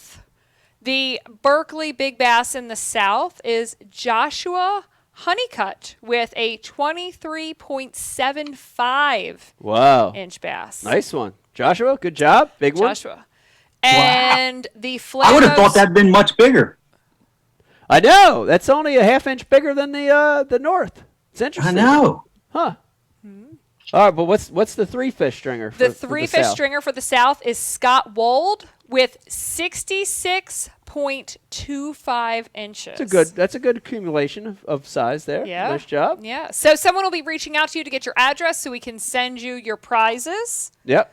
And we want to thank everyone for being involved. There's some awesome, awesome stuff on here. There was kids, there was adults. It was really a fun event. So we appreciate everyone being involved. Yeah, and I gotta admit defeat here and say that out of the 4 weeks of the Derby, I fished 3 of the 4 weeks. I fished the first week, the second week, and the 4th week. This last week, and I never placed higher than I think 18th. So my hat's off to everybody for beating me solidly for 4 weeks in a row. So great job to everybody. I got whooped. I admit it. Yep. While we're here talking about the Ike Foundation, let me give you guys a few updates. One, our kids' Hook 'em Early event is on hold until Lord knows when. We'll let you know. If we can pull it off in the fall, we'll definitely do it. But for now, it's totally off. But the Pro-Am is still on for June 20th on the flats. We are still a go for now. I think it's probably going to be more of an AM since the elite events, the MLF and Bass events, they're still trying to figure out dates. So the likelihood that we're going to get pros there is probably not very likely, but I don't want that to stop the fact that we have so many people who still want to fish. So I say let's still on June 20th go out there on the flats and let's fish for a great cause to get That's awesome. fishing rods and tackle to kids, and Yeah. let's just have some fun. I think we just need a freaking 150 boat tournament on the flats and just have some fun. Wow, good news. I like that. So you can sign up, and you better sign up fast June 20. because we can only take so many people. Hey, I just hit the raise hand button, but Brian doesn't know what that is. Listen, what about the kayak event, Becky? The kayak event's still on. The kayak event is for September, and we are a go, and that thing is filling up. That has probably the most sign-ups out of everything. I can't remember what the date is in September. I feel like that's like September 20th. It's going to be in September, you said? It's in September. Yeah, Yep, it's it's in the fall. That's awesome because no one will pack be on the water then, man. That's going to be great. Yep. Standalone. Oh, man, because you go there in the summer, it's going to be kayak Yeah. man. Yeah. Yeah. It's a good time of the year to fish pack on. Yeah. It'll be good. It'd be worse, Mike, than what I told you about the other day that had you laying on the ground in the parking lot. It'd be like that out there. That was unbelievable. We got to tell a story. So tell the story. We got to tell a story. So Dave and I went to we were fishing in an undisclosed location, but to get there, we had to cross a major waterway, right? So again, we're in our kayaks. We're in 12 and 14-foot kayaks, pedal power. That's right. Hobies. And we're crossing a place that has, big boats, literally has commercial traffic. It was like you were Washington. Right. Like George we were Washington. George Washington. Right. But did you feel like one of those duck boats that was going to get hit by a barge? Oof. Well, I was a little intimidated after Dave told me the story. So Dave normally is very he packs light. He's got his fishing stuff, but nothing else. He's just no life, just no life vest, no whatever. But this time, dude, I see him putting his vest on. Prepper. I see him putting lights on the front, Pete. I see him putting this big orange flag sticking up real high on the back, and I start to get nervous. I'm biting my fingernails. I'm like, Dave, what's going on? Go ahead, Dave. Pick up the story from here. No, you say. You're allowed to say it. I'm not allowed to say it. Oh, no, you can say it. That's the way the racial rule works. Oh, all right. All right. So, but what was the name of the boat? Tell me the name of the boat. Boy. And then I'll say it. It was a Donzi. Was it a Donzi? Scarab. Scarab. Yeah. So Dave starts telling a story. He's like, I launched this one time, and I'm pedaling over there, and way off in the distance, I see this boat heading toward me, and he's getting closer. He's getting closer, and I'm pedaling fast, and I'm sort of getting out of the channel. And I know he's not. I know for sure he's going to see me at some point. And this boat just doesn't. The music's blasting. Oh, hell yeah. And he could see his head like kind of bouncing off beat back and forth. And he's got no shirt on. He's got this just real dark tan. And dude, he's close. Chest hair and a gold chain. He's close enough now that Dave's can like literally see his nipples. That's how close the guy is. And Dave's like, I almost got ran over by a guinea and a scarab. And it's funny because the funny thing about it is I've had those experiences myself. Yeah, that guy definitely had an eye rock when he was a kid. He had an eye rock. It's a scarab or it's a donzi. A donzi's the other one. I've been almost hit by a donzi several times. So I know that guy, Dave. I know who you're talking about. Yeah. Up here, he's totally Italian. There was an armada of them. There wasn't a sleeve on that boat, dude. I swear to God, it was like cold, man. Oh man, it's too funny. It was a good time though. There's somebody for the MMA fighter guess on the message board said Cliff Crochet. That's funny, Rich. It's actually close because when at the very first Ike Foundation tournament, we had a show here. Yeah. And we had all those guys here. And if you remember, Cliff, he couldn't stop talking to them. Oh, yeah. Was Jim and Dan or just Jim? I think they were both here. Yeah, Jim and Dan Miller, who were both, UFC fighters. And, man, Cliff couldn't get enough of talking shit to him. Mama said I want to be a UFC fighter. Hey, a huge congratulations to Cliff Crochet because his baby boys, he had twins. Twins! Congrats, The first one has come home. Nice. So they're premature. They were like 2-pound preemies. Oh, wow. And the first one I know was good enough to come home today, and the other one I'm sure will be coming home the next couple days. Awesome. Very nice. Yeah. Shout out to Cliff. Congrats, Cliff. Good How to many is hear it. that? Is that 3 or 4? That would be his fourth boy. Oh. 4 boys. 4 boys. What a household.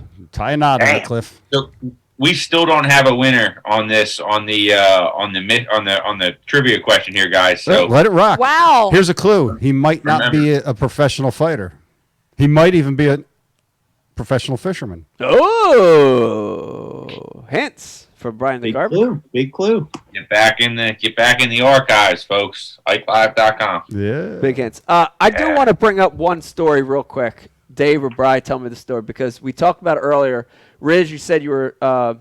We talked about planting some threats. Yes. And want to let you know that I actually had a cool opportunity. I planted some threats out here in my lake, and I planted some different kinds. I used some hardwood for a few of them. I used some pine trees, some Christmas trees. But Dave and Brian had a threat planning.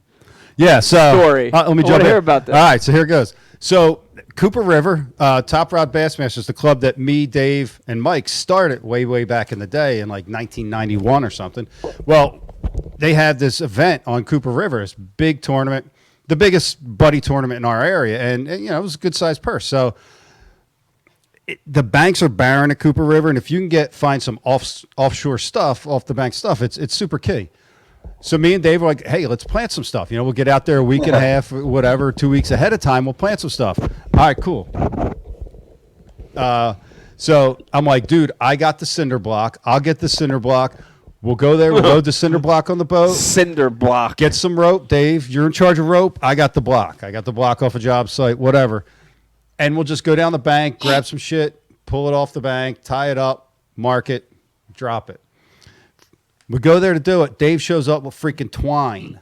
Now, you guys know what twine is. Twine's that shit that's real fuzzy. You know what I mean? That stuff. That stuff that doesn't really do anything. Like, you know, the only thing twine does is hold your Christmas tree down for like 5 miles until you get home, and then it's done. And that's what Dave showed up with twine.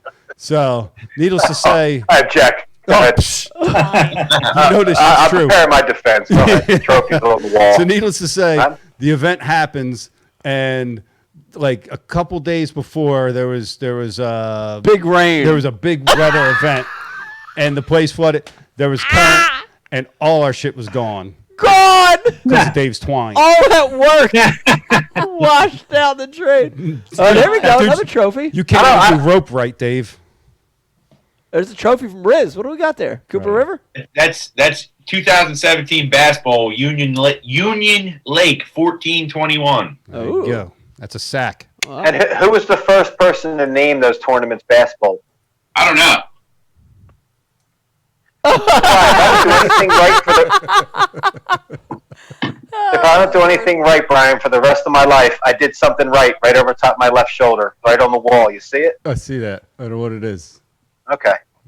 Bass Bowl. There you go. Now, I don't remember the twine. I remember blaming it on a storm with heavy current. I probably did. I'm not going to bring twine. I'm not going to call you a liar on this. No, it was twine. I may have. I will never forget. But we wasted an entire day. We destroyed my Ranger with cinder block and wood, and man, it was a mess, dude. And you had this like yellow handheld GPS device that we didn't know. You didn't know how to use, and we ended up just pointing to stuff on the bank and saying, "All right, probably there." Yeah, we looked on the bank and said, "All right, it's in front of that tree." Oh my God! Oh Lord! Yeah, dude, we were going to win that event. And then we got disqualified. We went to the place, and that's where Brian almost died. That's where Brian's ghost came from that day. Oh, we got thrown out. Remember, Brian? We got kicked out of the tournament. You're probably mixing days just to get a good story. Wawa Hoagie Lady says that the first fighter was Rocky Balboa on the Ike Live show. That's right. Wow. That's correct. That's correct. Nice. You don't win anything. Should we open the mystery tackle box so they know what they're winning? We could do that. You want to open up a mystery tackle box now? We could do that. Or do you want to do... As they all go scouting through the archives? Is this really that hard? It's pretty hard. This is a hard trivia question. I'd say it's hard. I'd say it's one of the harder ones. He might even fish FLW. Oh, another hint. Another hint to everybody watching. Yeah. But we also have a guest lined up for 8 o'clock. It's now 8:40. Oh, nice. That poor guy. Jeez. This is typical treatment for we're on time as always. Yeah. Okay. So let's take a break. Let's take a break. All right, listen. Everybody watching, thank you for joining us. Hang in there because we've still got some prizes to give away. We're going to open up an MTB box. And, of course, the highlight of tonight, we've got FLW Pro Brad Knight joining us. And we're going to be talking to Brad about what he's been up to during quarantine and what's going on with FLW. So hang in there. When we come back, more Ike Live. 4.5-inch drop shot worm, Bama bug. Finesse jig, PB&J, give me something hard. Hey, KVD here. Now, I didn't always know this much about fishing. 4-aught EWG worm hook. In fact, there was a time when I couldn't tell the difference between a jerkbait and a stickbait. But then I signed up for Mystery Tackle Box, the original monthly tackle subscription. And now I know more about fishing than I do about calculus. And he knows a lot about calculus. Plus, I get amazing extras like free fishing magazines. October 2016. Featured article, 4 places to throw a frog. Exclusive decals. Zombie bass. And how-to videos for all the great baits I receive. How to tune a crankbait. Is that underwater footage I smell? I got goosebumps. So if you're looking to develop enhanced fishing abilities like me, or you just like getting new tackle every month, go to mysterytacklebox.com and get your box today.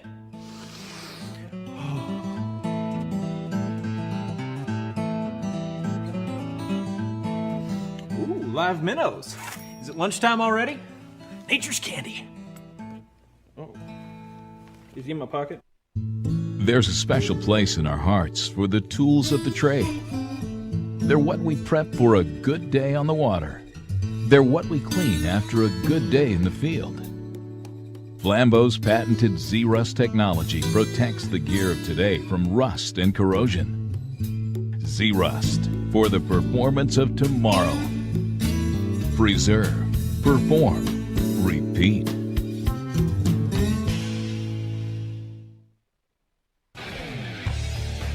You work hard to catch your fish. TH Marine has 2 products to ensure your fish survive. The Oxygenator injects 100% pure oxygen into your live well. That increases fish survival by 35%. For the perfect combo, add G-Juice Live Well treatment. It calms fish, stops bleeding, removes ammonia, and replaces slime coat. Get an Oxygenator and G-Juice and keep your fish alive.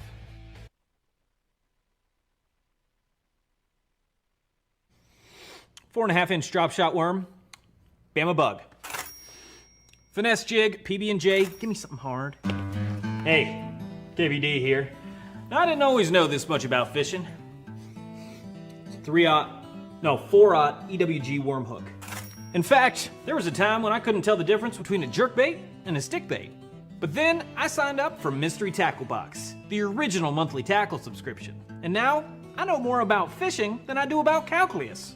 And he knows a lot about calculus. Plus, I get amazing extras like free fishing magazines. October 2016. Featured article, 4 places to throw a frog. Exclusive decals. Okay, how you doing, everybody? Thanks for hanging in there. We had enough of the real. Was that the real? The fake KVD? I was. I don't know. I don't know. We had a double KVD appearance there on a commercial, of course, for Mr. Tacklebox. I hope you're having a wonderful Sunday. So glad you could join us, and I'm so glad to be back here, bringing some more Ike Lives to you during this strange time. The good news is, show tonight is running great. Brian DeCarpenter, I think everything's gone good. I believe we're learning a little bit. Zoom's a new thing. Again, shout out to Andy. Shout out to Andy. Mark Jeffries came in and helped out. Shout out to Mark Jeffries. In the off season. Shout out to Mark Jeffries for helping a little bit. So I think we are on the road to have more regular Ike Live. So I appreciate you hanging in there with us for a few weeks until we got a little readjusted.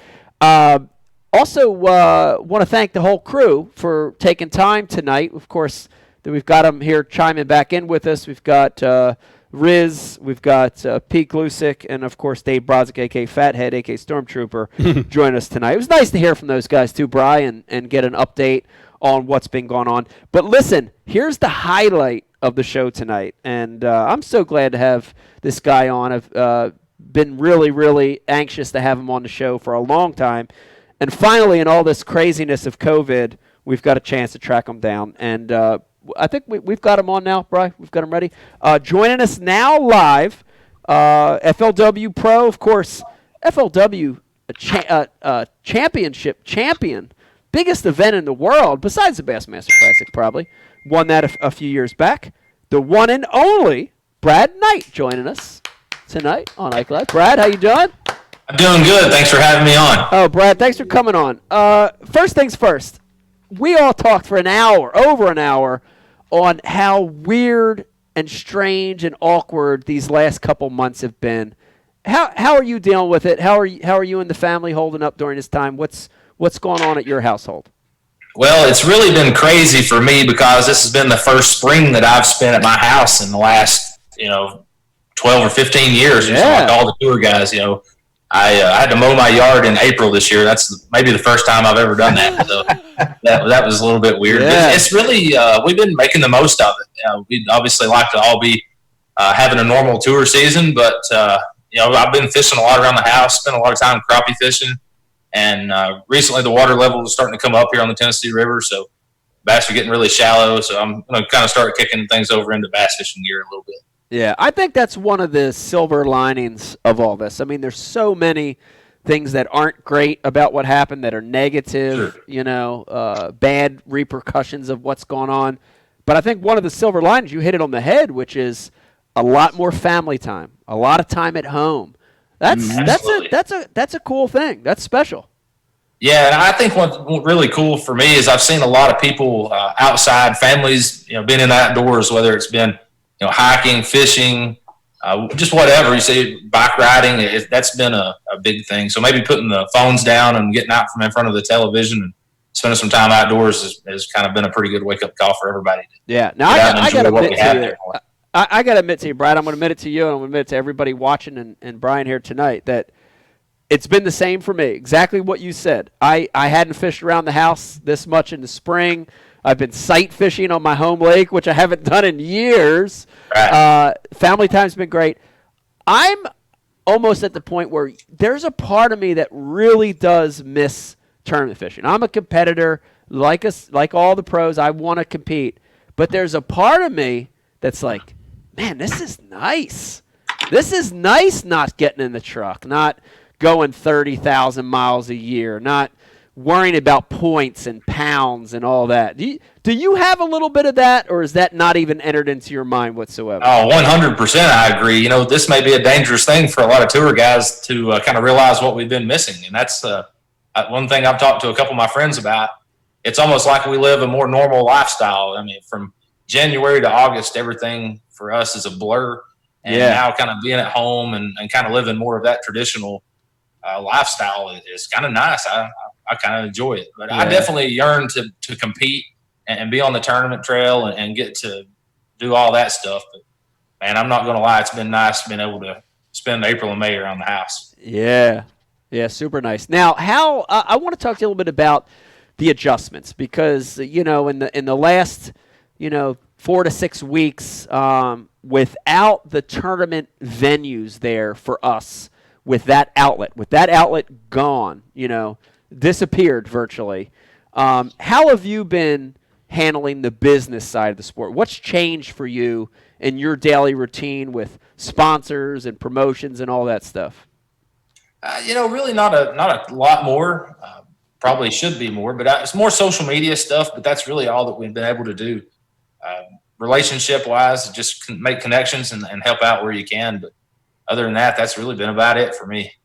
Yeah, it's been interesting. We've talked to a bunch of pros, and it's that outlet to get exposure through tournaments is gone. So it's almost like you've had to find different venues, to keep getting that exposure for your sponsors. So, it's a changing world, and I guess we're all at this point keeping our fingers crossed to get back to reality as soon as possible. What have you heard from the FLW side? Have they given you a definitive date on when the next event is going to be? We were actually just finished up with a call a day or so ago, and I think our next event, everything's got rescheduled from our original schedule now. And June the 20th, I believe, I've got my date here. Yeah, June 20th on Lake Chickamauga is going to be our next FLW tour. That's or at least for now, Foundation. Unless it changes. I mean, it's early. It's Can't have what is today? It's not even the weekend's not over, so it may be different come tomorrow. Who knows? Yeah, well, that's the thing. It's I think with all this that's happened, even if you look and predict and say, June 20th or July 5th or whatever date you give, it's good. There's going to be a transition there.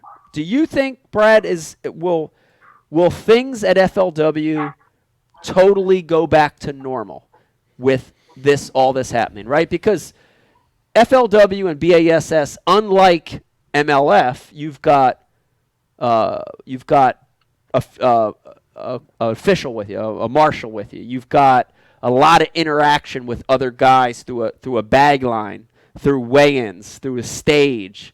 You've got fan interaction. You've got a lot of stuff tied to the tournament. That is, with what's going on right now, it's opposite of what they want us to do. Do you see FLW going back to the way it was, or do you think things will change? Well, I think there'll be some different stuff, but also, have to give a hats off to FLW staff. We were actually at a tournament at Lake Martin when all this kind of went down, when everybody was canceling their events. And we had a couple of meetings there with the folks at FLW and came up with a plan that worked to still be able to conduct the events. We had no spectators. We had no marshals. They spaced our flights out to where we would only have, a lot less boats in each flight. So when you came to the weigh-in stage, you were socially distanced, spaced 6 feet apart in the bag line. And when you weighed in, you didn't have to speak into the microphone if you didn't choose to. And if you did, they had a separate microphone for the competitors that they would clean. So they made the proper adjustments there for us to still be able to conduct our event. And I see probably those similar guidelines being followed through, at least until all the politically correct stuff goes away anywhere, where they can afford to go back to our old normal if that ever happens again. Yeah, it's interesting because I think the strength of FLW and BASS, I think their strong points were events. Those circuits were really good at holding events and bringing people in, and co-anglers and marshals, and all this kind of sort of goes against the grain now on what's going to be the norm. Do you see a point at which FLW and Bass will go away from tournaments and having fans and crowds and hosting more MLF style events? I have a hard time seeing that happen. I think the fans and coming to weigh in is such a big part of that model, especially in the tournament scene. And I just have a hard time seeing fans not being welcome to weigh-ins. Right. I do think maybe having no marshals or some type of strict test on marshals, but out in open air, and you just don't know who's in your boat or where they've been. But maybe they don't do away with those like they did at Lake Martin. I could see that happening for sure. Yeah. Speaking of wins, I want to go back and I want to talk a little bit about your big win on Ouachita. It's such a giant victory, that level of a win, And, I won the Classic way back in the Stone Age, and I know how that changed my life. Talk a little bit about that win, because I know how big it is. And honestly, I came in second in an FLW championship in Pittsburgh. So I almost got there, and I was disappointed I didn't get a chance to win. But did that change your life? Talk about that, because that's a big win. It's monumental. Yeah, it was huge for me, not only just from having a championship title. I mean, that's a feather everybody wants in their cap. But maybe just the financial, just being able to take that next level financially. It's $500,000, and they just walk up and hand it to you in your hand right then. Yeah. And I always made the statement that winning a tournament is a career changer, but winning a championship event is a life changer. Yeah. And for me, it was definitely a life changing event. It's greatest moment of my career. And I was a little disappointed that we have a name change now. I think it's the FLW title championship or something. I'm kind of disappointed we weren't able to kind of keep the cup going, so there'd be a potential to have a 2-time winner. Right. But I'm also it's kind of neat that it's put to bed. That's kind of history, and it's a fresh chapter, and competing for something completely different now. And it's not anything that hangs over your head, or you have to answer who's going to be the first to win the number 2. And so it's I'm kind of 50-50 on that. I kind of wish it was still going on, but at the same time, it's kind of glad it's kind of put to bed and old news. Well, here's the good news, and I don't know if this is good news, but my wife and I were talking about this today, and we got we get all the magazines here at the house. So we get the FLW magazine, we get Bassmaster magazine, we get Bass Times, and the Bassmaster magazine, the Bass Times that came today, had it finally had Hank. It was the recap from Hank's win at the Bassmaster Classic, and we started talking that, great win, Hank, and we love Hank. We're friend of us, friend of the show.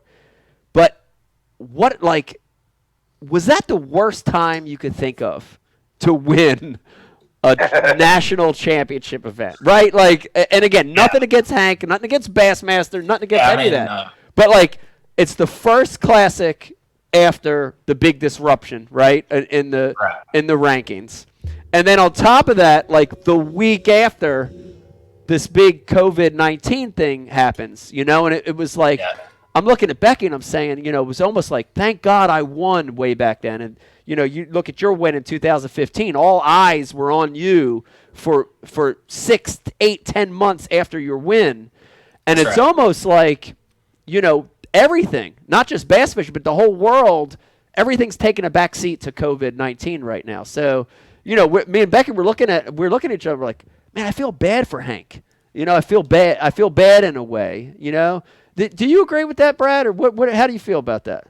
Yeah, I definitely agree with that. I can see that point for sure, and that's having the classic this part of the season. I think it's awesome to start the season out with the classic. Everybody's kind of been cabin fevered up, and that's the first big getaway. And having it in the spring, you're having awesome events, huge weights. But you win the classic, and now it's just a couple of weeks to your next event, or a couple of weeks. And now we're in the COVID deal. It's your window for capitalization goes down pretty quick, I think, with that setup. But it's with all the overshadowing. I definitely think that Hank kind of dealt a bad hand there with the COVID-19 stuff, just from appearance standpoint. I mean, you're not able to go to have an appearance at a Bass Pro Shop or wherever you want to go to, just from COVID-19. Nobody can gather. Yep. Yeah. Well, he is still the classic champion. Mike, can I weigh in here for a second? Yeah. Oh, wow. I hear a voice. Yeah, Pete. Weigh in. I just, with respect to Hank, you're right. And I see that, he can't do the appearances, and that does stink. And, but man, you know what usually happens after a major win is they have another tournament, and then you have another winner. Yeah. There's no new winners. It's still Hank, Still Hank. Yeah. So, barring the fact that he's dealing with a pandemic like we've never seen before in the history of the world, and that's a tough thing to compete against. Yeah. But I think, he does have some, maybe there's something he could do in this time, because there are no other tournament winners, probably won't be for another month or two. Right. Right. Yeah. And a lot of it too, Pete, is what the champion wants to do, and I'll throw it to Takahiro because I know this story because I was there. I witnessed this.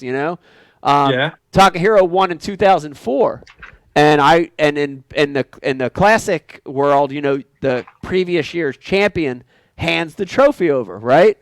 And I remember handing that trophy to Takahiro on stage. I give it to the next guy, and you pass it on to the next champion. And I remember talking to Takahiro in private after his win, and I'm like, Takahiro, come on, man. I'm like, awesome win. This is so big. This is such a big thing for you. It's such a big thing for the sport. I said, you're the first international champion for a classic title, for a national championship event. You have the world at your feet. You need to run with this. You need to work. And I remember I'm giving him this big speech, and he stops me. And he's like, nah, Mike, I just want to fish. I don't, he didn't want to do any of that other stuff, And Takahiro's win, still people remember it and people adore that win, but he didn't do anything with it. He didn't push it further, He didn't want to. You take a guy like Woo Daves, whose win might not have been as sexy, or take a guy like Randy Howe when he won Gunnersville. Those guys worked their asses off, and they pushed and they promoted. And the sad thing about Hank is, even if he wants to, I just don't think those opportunities are there to push it. I know. I remember Woo took off an entire year He did. Just to promote his win. He stopped fishing tournaments. He did, and he made a sneaker called the Woo Shoe. Takahiro went to watch a Formula One race. Hey, Mike, you said Takahiro was the first international? Takahiro was the first international classic champ. Am I correct or am I not correct? Because I thought Lex Luger was the first intercontinental champion. That's correct. That is correct. Sorry. You're the winner of the Ike Live gift pack tonight, Dave. Oh, thank you. Rich, do we have that winner? Yes, we do. The winner of the trivia question was CJ Mancino. That came in at 844. I just now put it through because I was holding on to the answer, but CJ Mancino was the winner of the trivia question with Aaron Britt. Yeah, Aaron Britt. That's right. First. Another FLW tour guy. Yes. MMA fighter on Ike Live, and also the only Ike Live guest to partake in a double knockout. Wow. That we're aware His of. one and only MMA fight. Wow. So CJ Mancino, you are the winner. Congratulations, you won a world-renowned Ike Live gift bag. There you go. And Dave Brodzik, little did you know, CJ Mancino is the guinea in the boat that tried running you over on the Delaware River. I thought so. I thought I heard someone calling Petey Papini, but maybe they were saying CJ Mancini. I really didn't know, dude. That's right. All right, Brad, I want to keep going. So talk to me a little bit about, give me an update on FLW. What's hot? What's changing? There's a lot of big changes going on in the sport. Obviously in Bass and MLF and of course over on FLW. What's hot in FLW? What are some of the changes guys can see here in the next couple months? Oh gosh, where do I begin? Let's see. So I'm going to call it phase 2. We've had our first of 3 events on Harris Chain, Sam Rayburn, and Lake Martin. And we were scheduled to have 4 more events. And we pretty much had to change the whole second half of our season just due to the fact of places not being able to have permits for tournaments or states not being opened up enough for us to go to. So they changed our schedule to going to Chickamauga, La Crosse, and Detroit River just later on in the year. It's all been pushed way back to the summer. And we will be having the addition of MLF anglers. Bass Pro Tour guys are going to be able to fish the event. So I view that as a good thing. MLF's going to kick in a bunch of money and for having these super tournaments. So that's going to be something new and exciting, I think, for the fishing world to get to watch the second part of the 2020. Wow. Very, very, very interesting. So the remainder of the season, which are four more events? We're going to have 3 events. Okay. Yeah, we were just a schedule crunch with the championship that we had to get it in. It was just not really possible to have 4 events for us. Gotcha. Okay, so 3 more events with the addition of Major League Fishing guys. Yeah. Wow. The first event's on Lake Chickamauga in June, so maybe Kevin will let you be part of the community this year. Wow. Maybe. You guys get that worked out maybe before blast off on day 1. Wow. That's interesting. Now, how will it work with, and I'm an MLF guy, and I don't know the specifics of any of this. How will it work with points? Will the MLF guys compete with points, or will it be just for monetary standings? Or it's just monetary. No points for any of the Bass Pro Tour guys. Just the FLW Tour guys will continue collecting points. And really, it should be business as usual, just the addition of the finance. So my entry fee goes down and my payout goes up. So that, to me, that's a win-win. Wow. Okay. Let me ask this question, Brad. Their points don't count, but do they get in the way of you acquiring points? In other words, if you finish 20th place, but you have all the MLF guys in front of you, do you get first place points? Yes.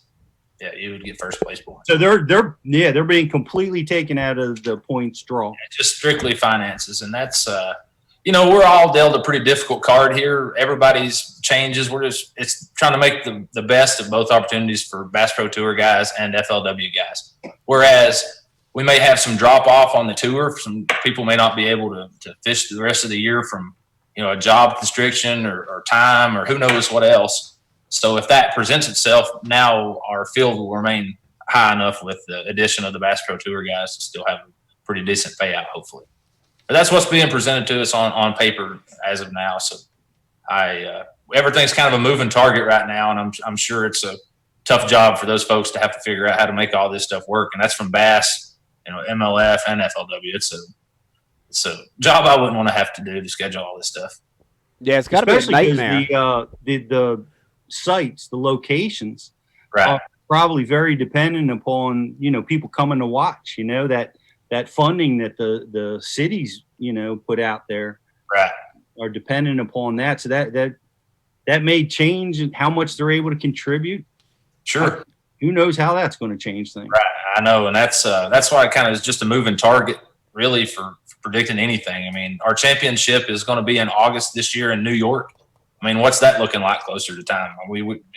Right now, thinking about going to New York to bass fish to me is here in May, thinking about it in August. Hopefully everything will be good. But what about if you want to go pre-fish sometime in June with all this time off that we've had? It'd be nice to be able to go to some places to pre-fish around, but you're really not able to because of restrictions.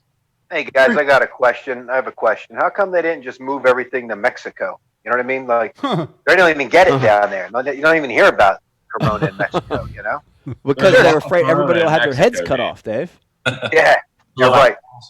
You don't hear about COVID-19, SARS-CoV-19 in Mexico. They're not catching it. No, as soon as someone has it, they cut their head off.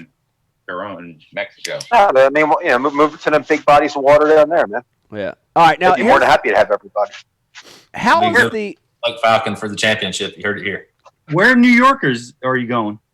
The St. Lawrence River for the championship. Ooh, wow. Ooh, that's a good one. That'll be a great So place. MLFers wouldn't be a part of the championship. That's correct. Yeah, this is just an addition to gives the Bass Pro Tour guys some financial opportunities. Dining room light on.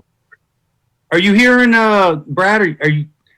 I mean, I hear that your opinion on it. You like there's going to be more money for you to win. You don't care. They're not affecting your points. Are some of the other FLW guys like, hey man, that's not fair. We didn't sign up for having the MLF guys in our derby. Yeah. Well, I definitely, when it first was brought to our attention and just as an option for us to kick around to talk to our guys about, there was some concerns that were brought up and some questions, but overall, I wasn't dealt with any negatives really. I think everybody was pretty positive about it. For the most part, over the last couple of years on the FLW side, especially, everything's been in kind of some limbo or like a cloud over your head with the MLF's going to buy FLW. We all know the rumors. And I think at this point in time, there's just been so much drama and bass fishing. Everybody's just over it and just ready to go fishing, man. Just give us a date. Tell us what we owe. Where's it going to be at? And we'll show up and fish, man. I'm just tired of all the drama and all that stuff. Just let's roll. Yeah, I can tell you this though, and again, I'm not an FLW tour guy, and I can't speak for him, but this year when they announced that Dudley and Thrift were coming over, I was like, "Fuck that! We don't want them guys over here," and that's two guys. So I can't imagine, 20, 30, 40, 50 MLF guys coming over. I don't know. Maybe I'm wrong. I fished against most all those guys my whole life anyway. Yeah. I mean, a lot of those guys that got their start at FLW. I've been doing it for over a decade now, and you look up the list of Bass Pro, I've competed against 90% of them. The only ones I haven't are the ones that have been lifetime bass guys. So for me, it's not anything different than what I've done my whole life. So yeah, it's no big deal. I think most everybody else kind of feels the same way. Is it true that that I've heard this rumor that the Ike Live staff is going to get invites to the remaining FLW tournaments? Hey, it's Sunday afternoon. No telling what might happen by Monday. No telling. It's a long time till June. If they all put up the $5,000, I'm sure they would take it. I know you're ready, Riz. Get that money. Just put 5,000 up. Well, you can get right on in there. Little old $5,000. That'll be interesting. It'll be.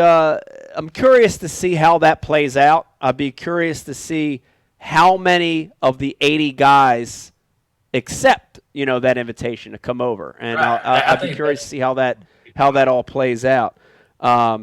Mike. Oh, I'm curious to see what you would think. Oh, I can tell you right now, and this is Ike Live, and you know the rule of Ike Live is that you got to be honest, on this show. On this shit. I will not be fishing those events. And again, that's from a personal standpoint. I won't be fishing the FLW events, but I can see where guys from MLF, need to fish and want to fish, and will take that opportunity. But I won't be one of those guys. So it'll be interesting to see how it all shakes out. I'd be curious at the number. I'd be curious when they announce how many guys come over and all that. It'll be interesting to see that. But Mike, I'm going to put you on the spot a little bit more. Why aren't you going to be fishing? Is it because of the travel? Is it because of the payouts or complications? Or can you expand on it for us? Yeah, I mean, there's a lot of there's not one reason. There's a lot of reasons. I would say one of the reasons is one of the reasons I'm fishing MLF is we had the ability to have a voice and a say, and one of the things we decided in our circuit was to fish events with no entry fees. And I'm done paying entry fees. So, to now halfway through the season to ask me for $15,000 to pay entry fees, I don't think that's correct. It's not the model that I want to go down. The second part of that would be my sponsor obligations. My sponsors never expected me to fish FLW, nor do they want me to fish FLW. So, so that would be part of it, is my sponsor obligations and what they need and want from me, That would be another one.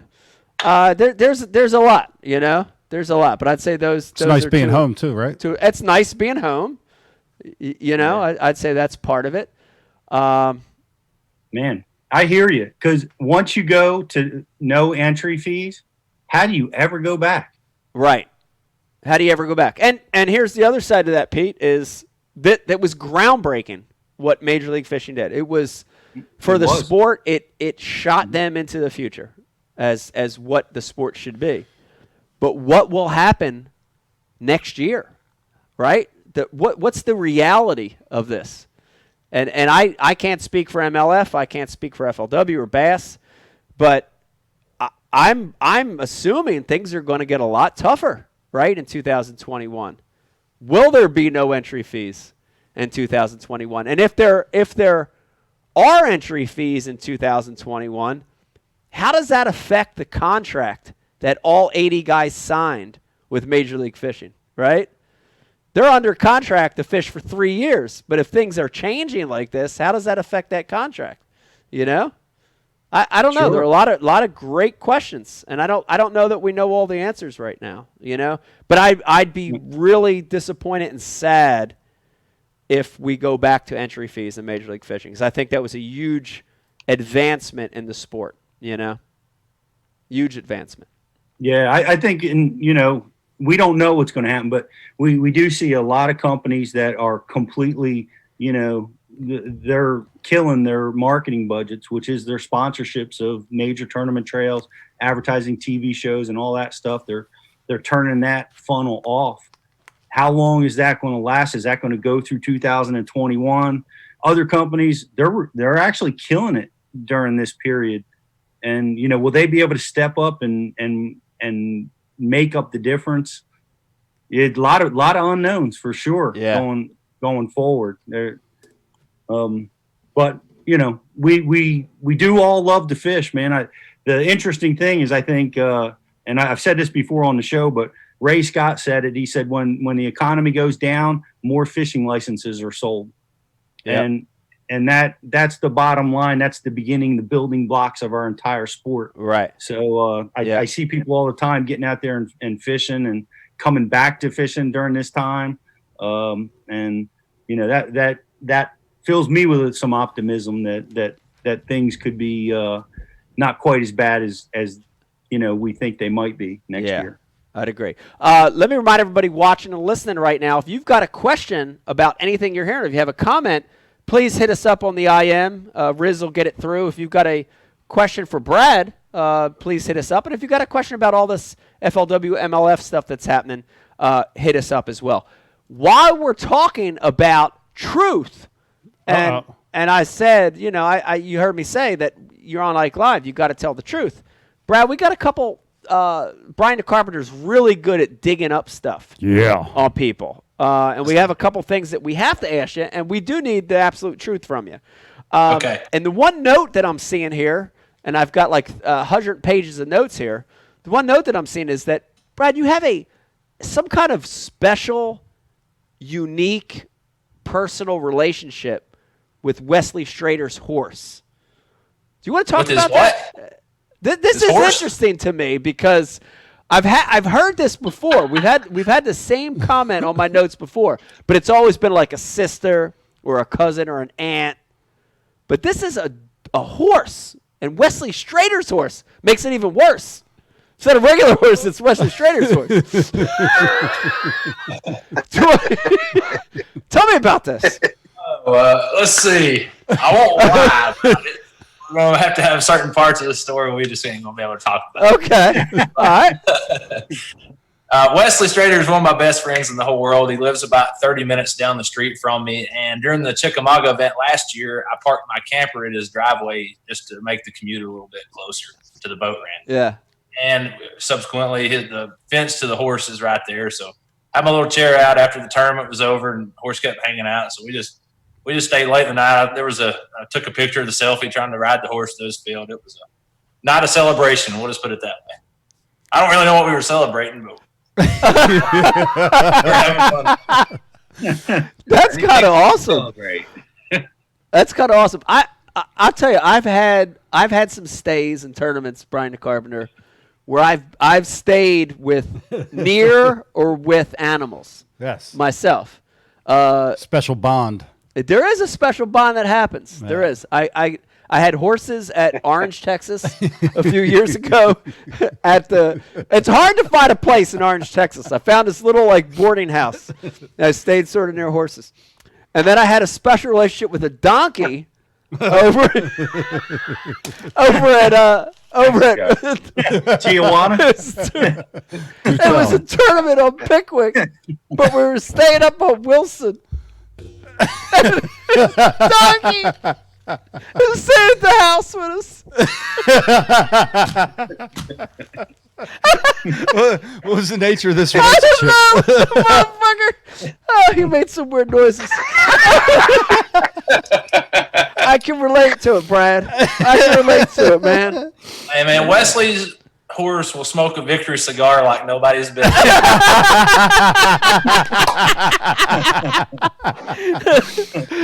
Now, see, this is bringing That's a good horse. No, this is a good horse. This is bringing up the part of the tournament scene that I'll miss. Honestly, Yeah. Oh yeah. The competition and the trophies and all that, it's cool, man. I want to Yeah. win, and I like all that.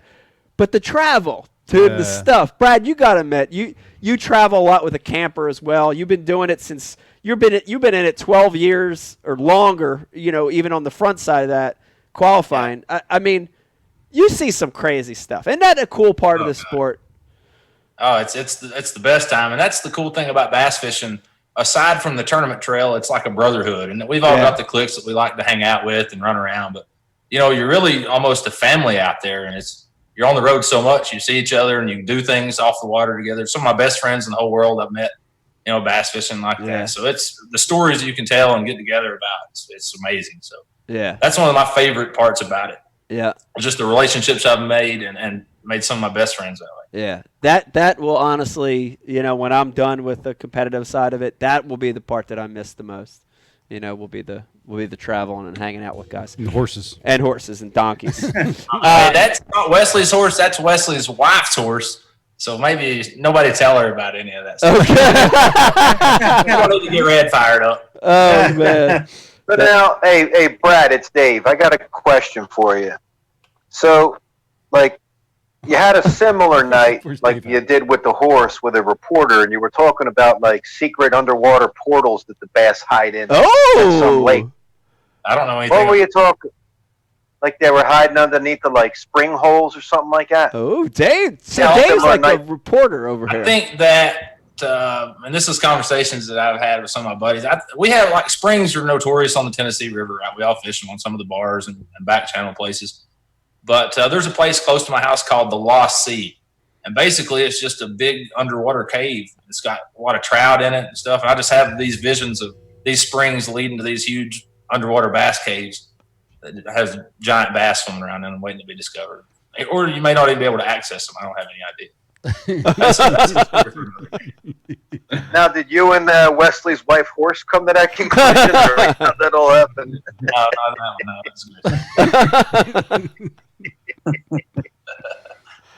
I believe I have theories like that on certain places. Yeah. I have theories like that on certain places. Pete Lusick, I'm going to call you to the plate on this.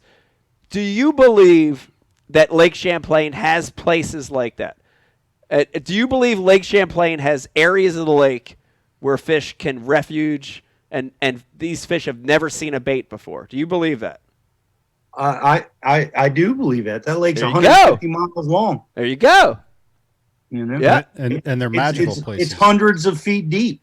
Right. There's some secrets out there yet to be discovered. Magical secrets. There is. Yes, sir. Magic Bass World, baby. Magic Bass World, baby. I believe it. Maybe they're connected to the caves in Tennessee. Magical cave. All controlled by mental telepathy from the wife's horse. Wow.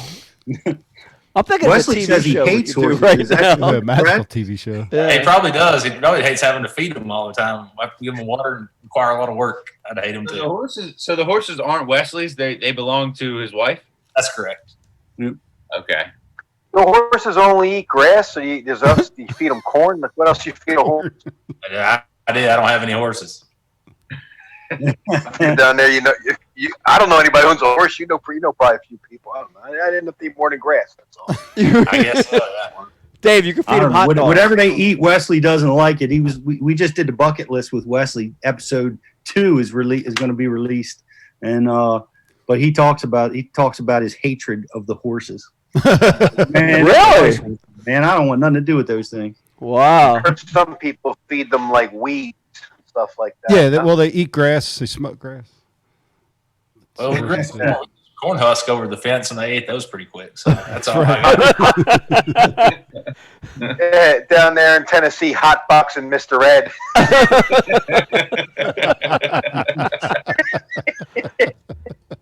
Oh man. Riz, what do we got coming through the IM? We have anything good? We have any questions coming through for Brad? Do we have anything about FLW, MLF, Bass? What do we got coming through? Yeah, the message board in general, the consensus is that they're on the same page as you, Mike. Honestly, that if MLF said that there was going to be no entry fees, that there shouldn't be entry fees. And Arizona Justin specifically wants to know if they're going to go back on that. Are they breaking any kind of contracts with the entry fees? Well, this year the FLW events, super tournaments, I think they're called, it's optional, right? So you don't have to fish them, right? So I'm making the decision not to. Some guys will fish them, so I think that falls under contract. But if next year, if in 2021 they ask guys for entry fees and it's not voted upon by the anglers, I don't know. I don't know how that works. I guess we're going to find out.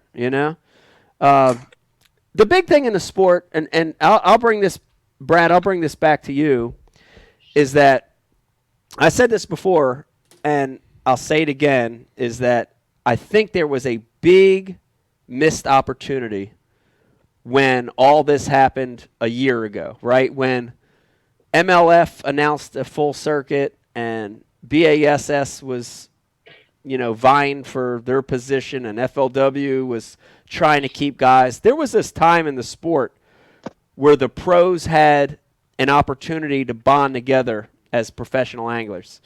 And the problem is we couldn't do it as a body, right? There are three. If you say the number's 300 professional anglers, you couldn't get more than 50 guys to agree on one thing. And it was a missed opportunity in the sport. And so MLF guys went their way, FLW guys went their way, and bass guys went their way. And you just sort of fragmented the body of anglers.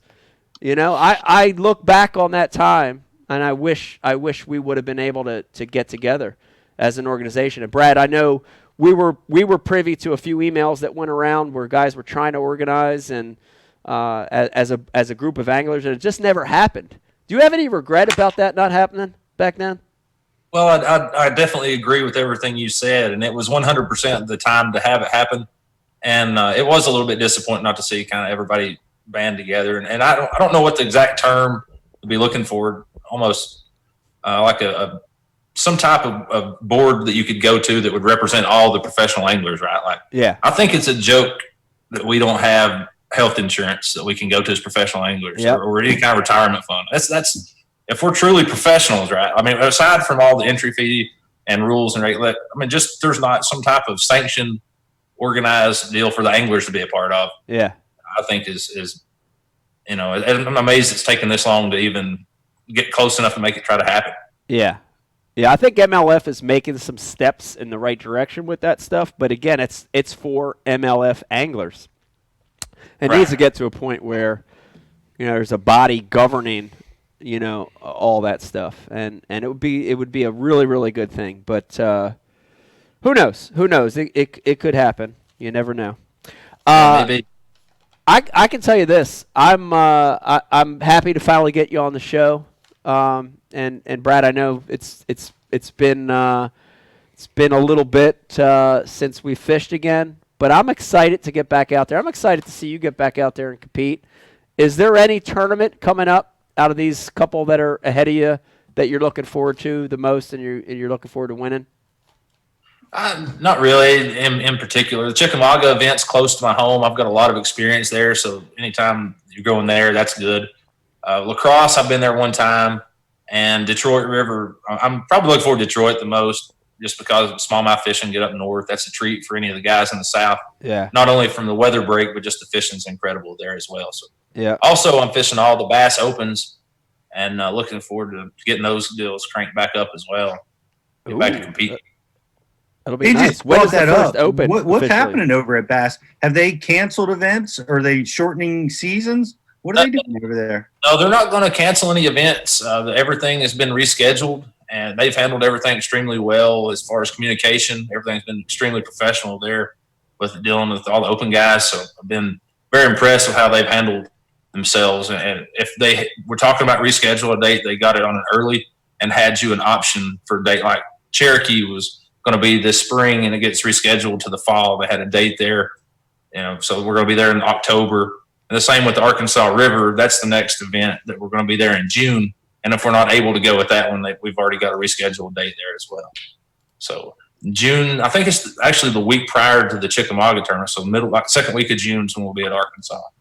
Hopefully everything by then is settled down enough, and we'll be able to get that event in. Okay.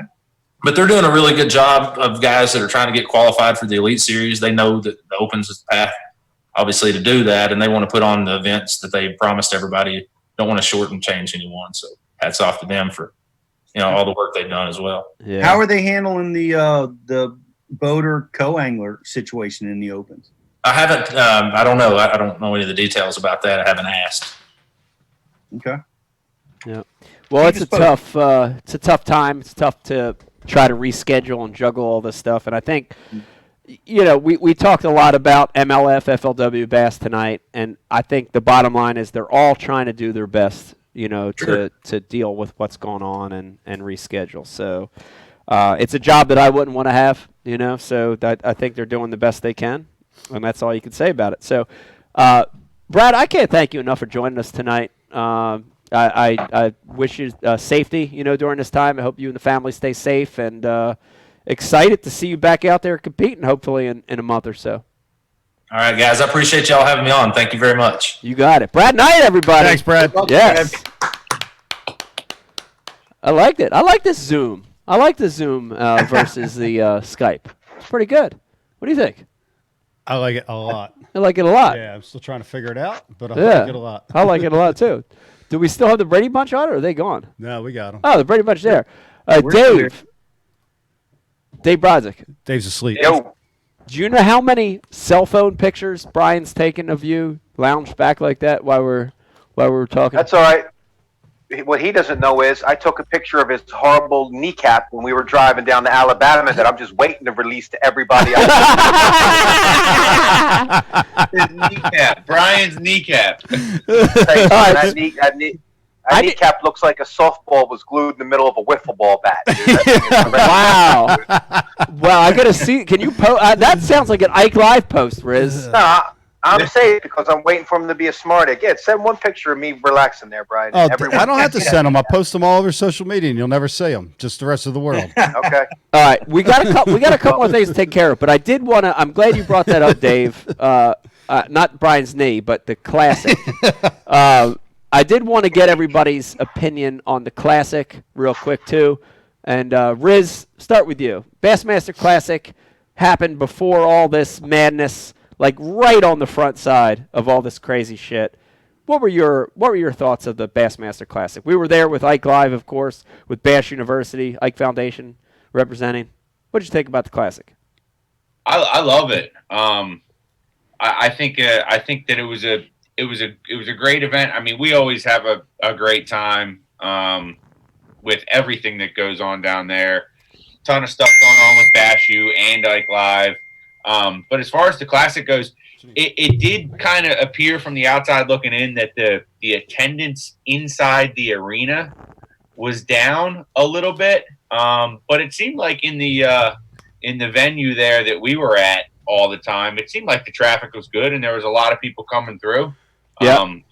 I know from a personal standpoint, like it was cool. You know, it's kind of scary to think about the fact that we literally shook thousands of hands at the Classic just days before everything was going on with this. But you know, the hustle, the bustle, the grind of it all, the lack of sleep. I love it. Let's go back. Let's do it again. I wish iCast was still happening. Yeah, what the hell? Yeah, and that was your last chance to utilize Tinder effectively, so that was good, Riz. Dave. No, that wasn't a Tinder deal, actually. Oh. Like Dave can attest to this, right?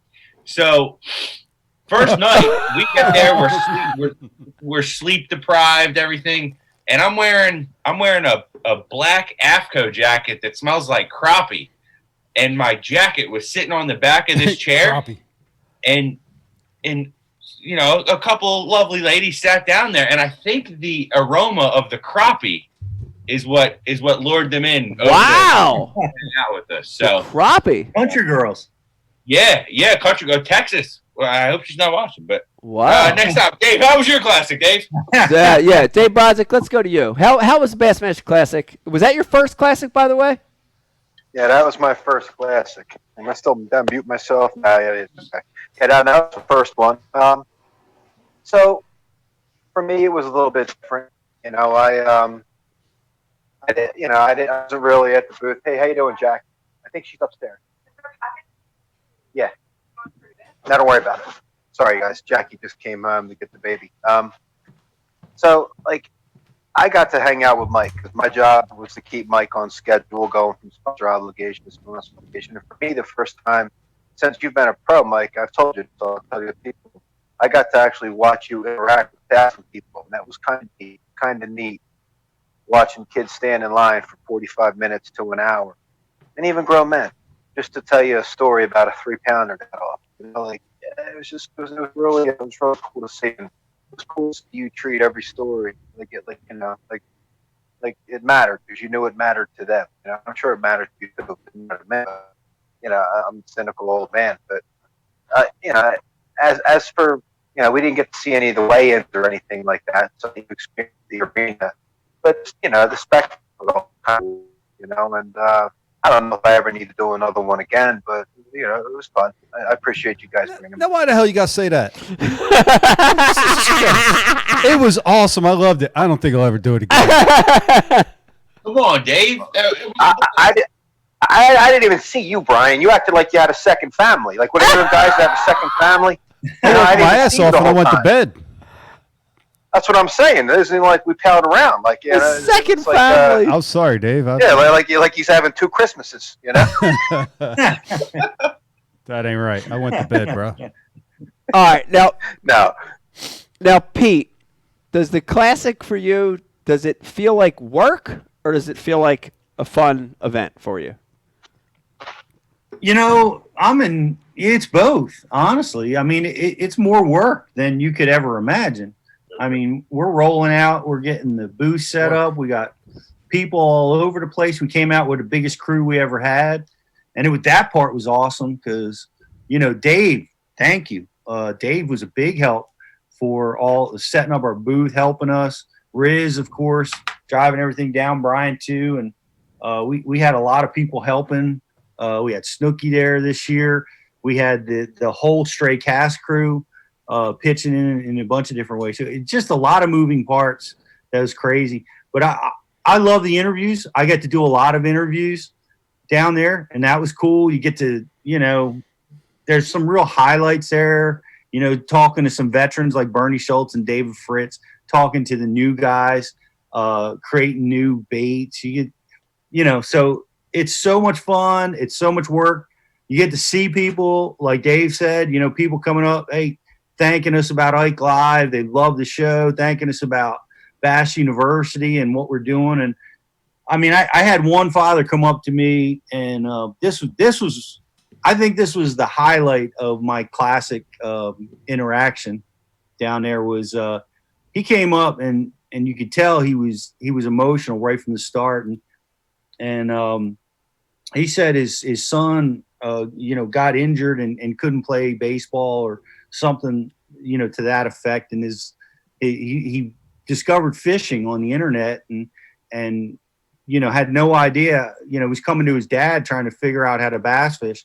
Well, his dad found Bass University, and he just thanked me profusely for putting that program together, and all of us for doing it, and how it's helped him and him and his son learn how to bass fish and just take that sport on. And it was such an emotional moment. And there's tons of them like that down there. So, man, it's hard work, but let me tell you something. You know, nothing worthwhile is without hard work. And it was a great event.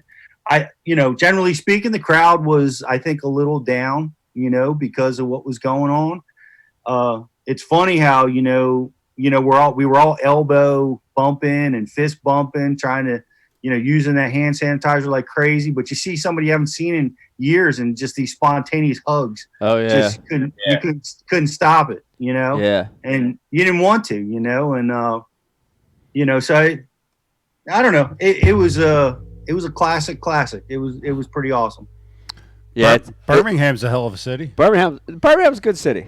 I thought it was a good tournament. Yeah, compared to what? Beirut compared to Beirut, I would say it's a good tournament. Jeez. No, but it's funny because in the airport, we're in the Philly airport. We're all heading down to go down, Pete, and I remember we're all talking and we're like, you know, strategizing how we're going to deal with this because COVID was in the air, but it wasn't to the severity it was now, right? That's right. And, you know, we're all sitting down. We're like, all right, a lot of hand sanitizer. Wash your hands constantly. We're not going to shake hands with anybody. Do fist bumps. Do elbows. This and that. And like within the first 10 minutes of the show, that was all out the window. You know what I mean? Because when you see somebody, you know, and you know, and it's just you can't stop it. You know what I mean? It was like, I think if the situation was now, it would have been different. But it all went out the window. You know, so yeah. But here's the other thing. We were positioned. Our booth was a great booth spot, by the way. I don't know who was responsible for that, but it was a great position in the show. We had BU, Ike Live, Ike Foundation, right in the middle of what I consider the highway of the whole show. But we were positioned near one of our sponsors, Brian Carpenter, which I thought was really cool. We were positioned near TH Marine. They had a great display there. Right next door? Yes, and this is one of the products they had there. And I want to call you guys to the plate on this, especially Riz and Brian the Carpenter. I want to talk to you guys about this, and me. Because in quarantine, for me, this has become invaluable, right? With no tournaments now, and basically all I'm doing now is filming content. And when I'm in my John boat or I'm in my bass boat, the YOLOtech filming device has been invaluable. So important to me. Riz, you want to jump in, and then Brian Carpenter jump in and talk about this thing? YOLOtech. Heck yeah. I'm going to go ahead and say it right now. If you are a bass fisherman or any fisherman, if you have any kind of power port on your boat, you got to get one. I mean, it's this most simple product out there that can literally enable you to capture every single moment when you're out on the water. You get yourself a big SD card. I have a 400 that I put in. It's a 400. It's one button on, one button off. Set it and forget it. I set it before I even leave the house. Like I set it in the driveway, and it films me going down and all that. Records all day long, and I got all that footage, all those moments, all those things that you look back on, that silly stuff that you'll never be able to replace that moment except for capturing it on film. Yeah. And these YOLOtechs, man, they're 100% the deal. They're durable. They're sturdy. You can put it in your light socket mount. It's not going to bounce out. None of that's going to happen. I mean, I love it. And like in this position, like, sure, I fish a lot, but getting content and getting stuff for Ike Live and Bass University, that's valuable. And this thing right here, this YOLOtech, TH Marine YOLOtech, without it, I wouldn't be able to do any of that. Ain't no worrying about the batteries dying. Keeps it running. No worrying about the batteries dying. This thing keeps it charged. It's got different devices on the same cord. I can charge an iPhone. I can charge a Droid. I can charge a USB port. Yeah. I can do all of that off of this one device. It's the bomb. So it's the deal. You got to get it. Mic drop. And you can capture your cell phone going into the Chesapeake Bay. Yeah, that happened last year. Dropped the phone in the bay. I mean, the moments that I've gotten on this thing, it's awesome. It's just it's unbelievable. Like, I was fishing with a buddy not too long ago, and he caught the biggest fish he's ever caught in his life. And just being able to capture that moment and get that video to him, it's like it's the best. That's cool. Well, I have one now. And I'm so excited because all I need now is a power port that's attached to a boat so that I can use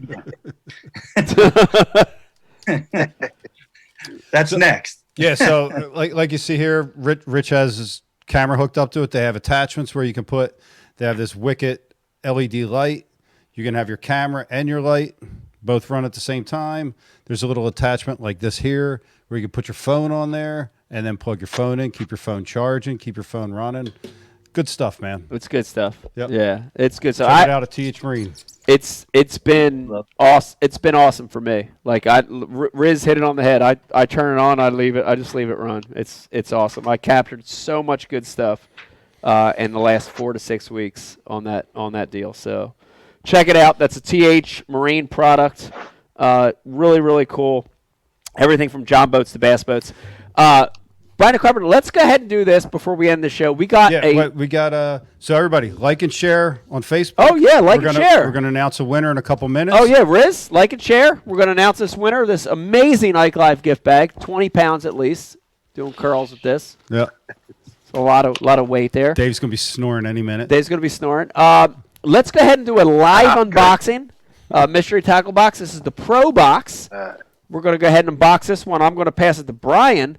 I think Pete has a box as well.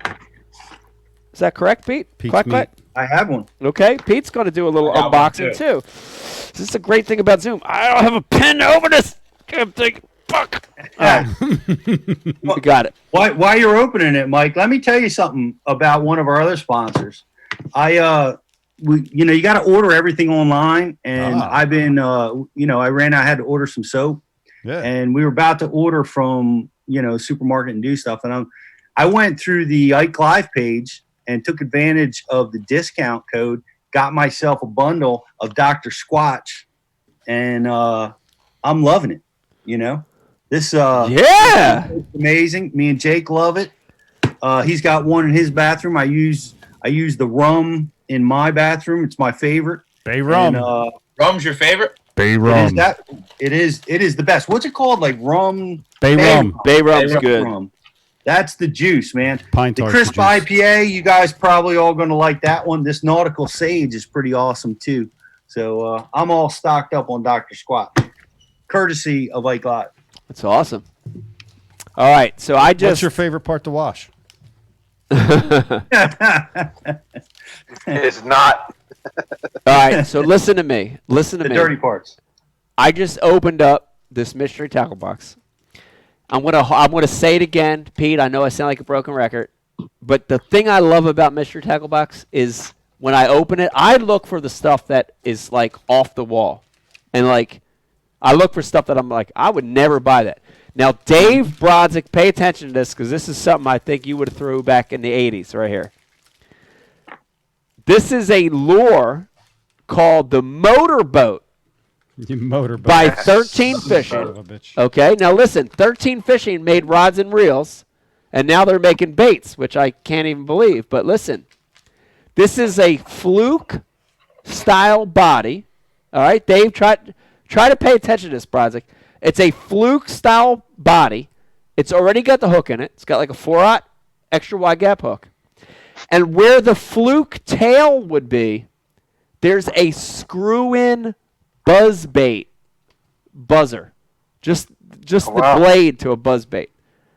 So, like a normal buzz bait, the blade's in the front. But this one, the Motorboat, it's a fluke with the buzz bait on the tail. Look at that. Dude, that's kind of weird. That's kind of wild. Got to throw it, man. Seriously, right? Got to throw that. Have you thrown it? Not yet, but I got one. It's crazy looking. I'm excited to throw that. All I just right. want to see what it'll do. All right. So again, a testament to Mr. Tacklebox putting stuff in your hands that you normally wouldn't even think of.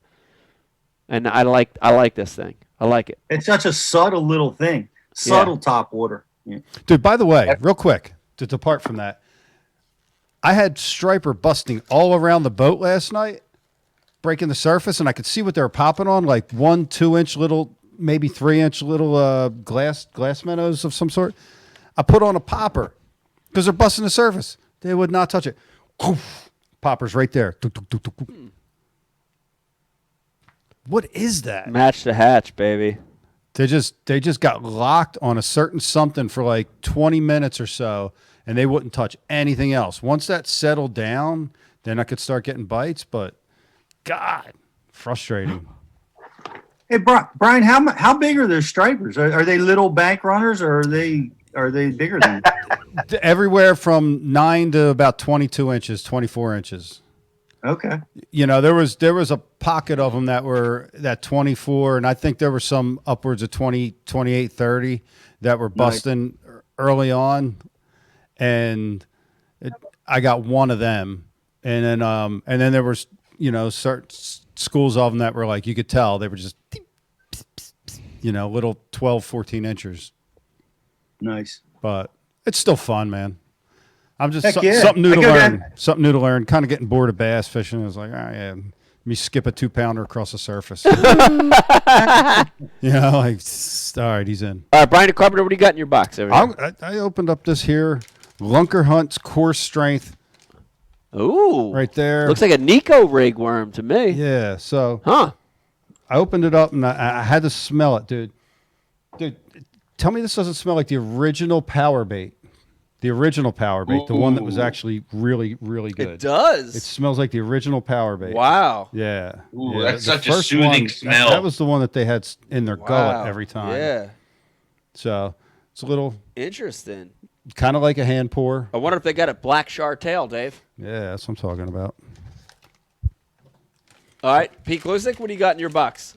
That looks like a dog. I got Juju with me. New for Mystery Tackle Box, dog. Doo-doo Brown. Doo-doo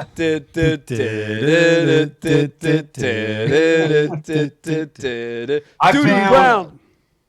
I found a really cool Molex jig. Oh! Nano jig. Nano. Yeah. Oh, shit. Wow. That's Eric the intern shit right there. Yeah, it is. Yeah, that's really cool. It's got a 90-degree line tie on it as Juju hits the road. And it's finesse. It's a really small bait. I'm liking it. I'm liking this bait. Unique. Very cool. There you have it. Yeah. So to finish out this box here, Yeah. we got these vertical these solid tubes. These been around for a while. You ever throw this, Mike? No, it's kind of cool. I like the solid tube idea though. Yeah. Yeah.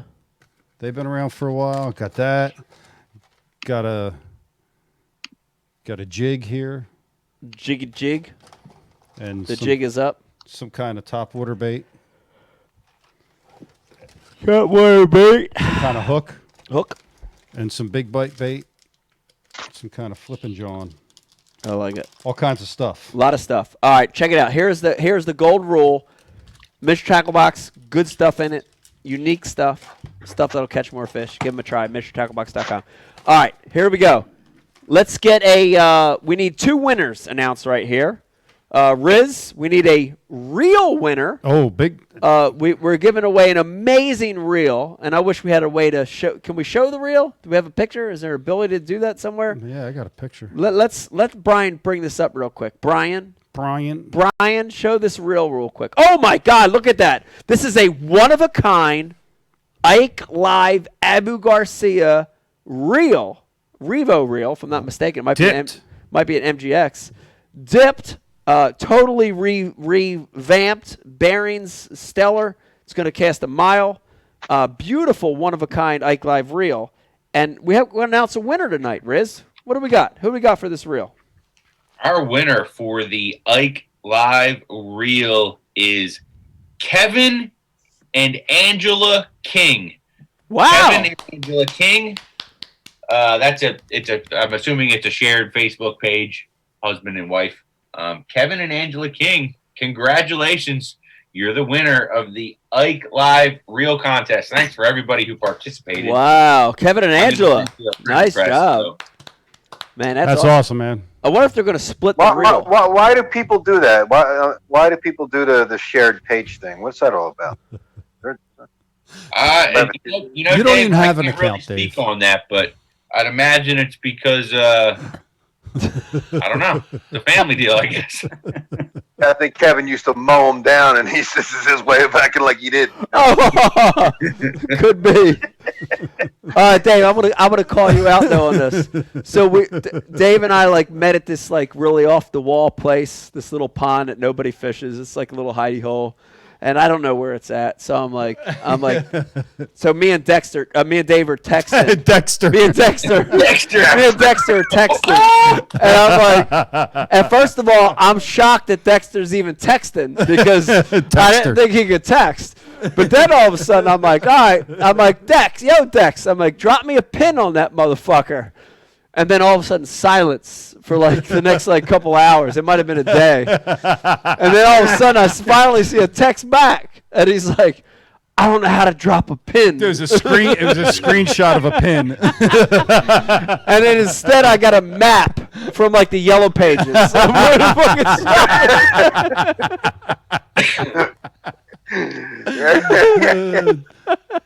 fuck That's my man Dexter. Let me tell you guys this. I'm tired of this. If I tell you the name of the place, the name of the street, why do I gotta send you a pin? Why don't you just get on your Google machine and say it? Google machine. I sent Brian a screenshot of a website he needed to go to. He's like, "Can you send the link?" I'm like, "Can you type it into your Google machine and figure out how to get to it?" Like I sent the link. I don't know. Dave, once you learn the technology, you'll realize it's just as easy to send the link. I'll get you there, buddy. I'll get you there. I just hold the 2 buttons, and then I hit the little thing that looks like this, and then it sends it to you. It's there, bud. I got you. All right. On the opposite end of the spectrum, guys and fans of Ike Live that know how to use technology and watch tonight on Facebook. We had a like and share contest tonight on Facebook. Riz, do we have a winner, or are we going to pick that later? We do. We have a winner of the Like and Share contest for the world globally renowned Ike Live gift bag. 20 pounds. Tyler Nolan. Tyler Nolan! You are the winner. Nice. Wow. Good deal. Tyler Nolan, congratulations. You won. You're going to love that gift pack. It's going to be loaded with stuff. Let's wrap this show up. I think it was good. It was a good show. First show good to back. Get back, dude. It's I been like a while. It was good been to a go minute. back. Yeah. There was some gold that came from this show. Dave lounged out most of the show. I think was very entertaining. Dave, your cell service was better outside. Oh, really? Yeah, which means you got to connect to your Wi-Fi in your house. We'll talk about that too on the next. Can you send me a screenshot step by step? I'll put a pin on it. We got a couple things to hammer out. All right, Pete, give us a BU update real quick. I know in the beginning of the show I mentioned that what a great time to be a subscriber to BU. People have a lot of time on their hands. They're learning. What can they see at Bash University right now? What do you got? Oh, you know, we're keeping 50 days free open. We know a lot of people are going through some times right now, so come and check it out. School up, get some homeschooling in with bashu.tv. And we also got a great Seeing Red promotion for annual subscribers. But the big deal is we have the bucket list with Wesley Strader, Lake Chickamauga. Episode 1 was last week. Episode 2 is dropping this upcoming week. It's an amazing show that we're real proud of. People really like it, and they've let us know. So that's really cool. That's all going on at Bashu TV. And all this time at home has allowed me to do not as much work as Dave has been doing, but I managed to clean out one of my closets, and look what I found. Whoa! Shiny. Look at that Ike Live sneaker. Look at that. Virgin. Wow. You don't untie your shoes when you take them off, Pete. You just kick them off. I can't wear this. This is too important. This has got to stay pristine. That's memorabilia, Dave. It is. That's right. We're gonna put that back up there with my trophies, my winner's trophies. That's where that's got to go. It's awesome. Yeah, but the laces don't come tied. I mean, he had to have tied them and then just kicked them off. All right, Dave, before we go, I got to ask you something. Does the UPS job startup mean our weekly date's broken, or? Well, no. Well, I got a noon start time, so we'd have to hit an AM up. I can do that. All right. You ought to go And to Brian, the other old school spot. I didn't know it was Wi-Fi. I thought it was called Wi-Fi. That's what I got it on. You say Ouija? Wi-Fi. Oh, Wi-Fi. Wi-Fi. All right, Threw me off with Wi-Fi. Riz, thank you for coming on tonight. I appreciate that. What do you think about in studio next show, Riz? Being 10 foot somewhere from me and Brian here? What do you think? Yeah, perfect. Just tell Brian to wear deodorant. Okay. Yes. Yeah. Quit being around all them dirty people, Rich. Show. There you have it. Brian DeCarpenter, scale from 1 to 10, what would you give it? Tonight? Yeah. Solid 6.5. 6.5. There you have it. Want to thank everybody for tuning in tonight. Thank Pete Glusick, Dave Brodzik, and Rich Ledbeater for joining us tonight. Brian DeCarpenter, thank you for producing. First show back. I'm excited. I think a lot of good stuff coming up. Listen, hang in there with us. Let me remind you also, a lot of old shows. If you're home, you're bored, you can catch up on old shows right now. Go to IkeLive.com. Go to iTunes. What's the new one we just announced? Roku. Roku. If you're a Roku fan, go to Roku. You can check out old Ike Live shows. We got some new ones coming up. Pete's not. Want to thank Brad McKnight, a.k.a. Brad Knight, for joining us. Brad's an awesome dude. Brad's a good guy. Magic Bass World. Yes, Magic Bass World. Filling us in on a lot what's going on with FLW and the professional bass world. So want to thank everybody for tuning in. Keep your eye out on the Ike Live social sites, also on IkeLive.com, for postings on some new shows that are coming up real soon. Pete, Dave, Riz, Brian DeCarpenter, thank you guys tonight. And Becky. Yeah, thank you guys. I appreciate it. We'll talk to you soon. There you have it. Good night. Hi. Today we're going chest to chest in the Dr. Squatch lather test.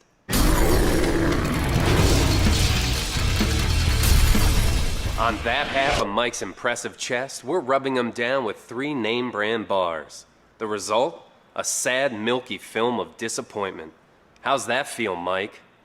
You see, Big Soap cuts corners and strips out all the sudsy goodness in order to make production cheaper. But not Dr. Squatch. Don't worry, Mike.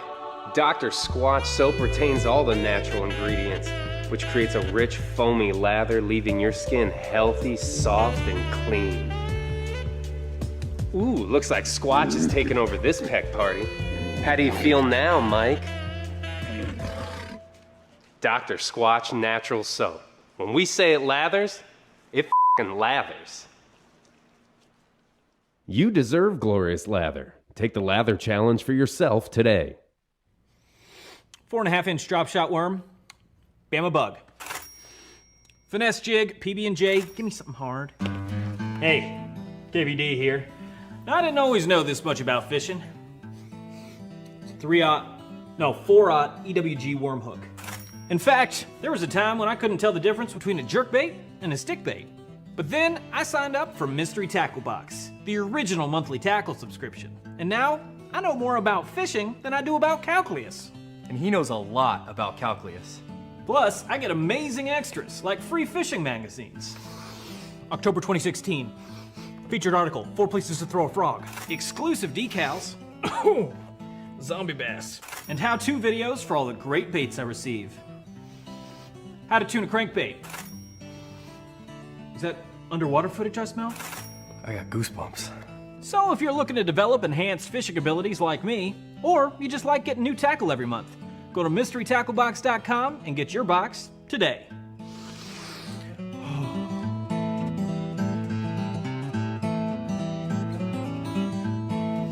Ooh, live minnows. Is it lunchtime already? Nature's candy. Oh. Is he in my pocket? This time of year, I definitely recommend putting a little bit of this on your soft plastics too. There he is. Another one. Next cast. And that would be number 6. I'm addicted. I'll admit it. I'm straight addicted. This might be bigger. You think so? Yeah. Feels bigger. I haven't even seen this thing yet. It doesn't want to come up. Don't break me off the rocks. Oh, it's a... Oh! 27-incher. He caught it. 28. Oh my god, that's such a healthy fish. Look at the size.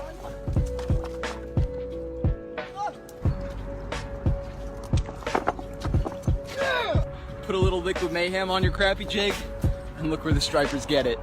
You can't even see it, man. That might be a keeper.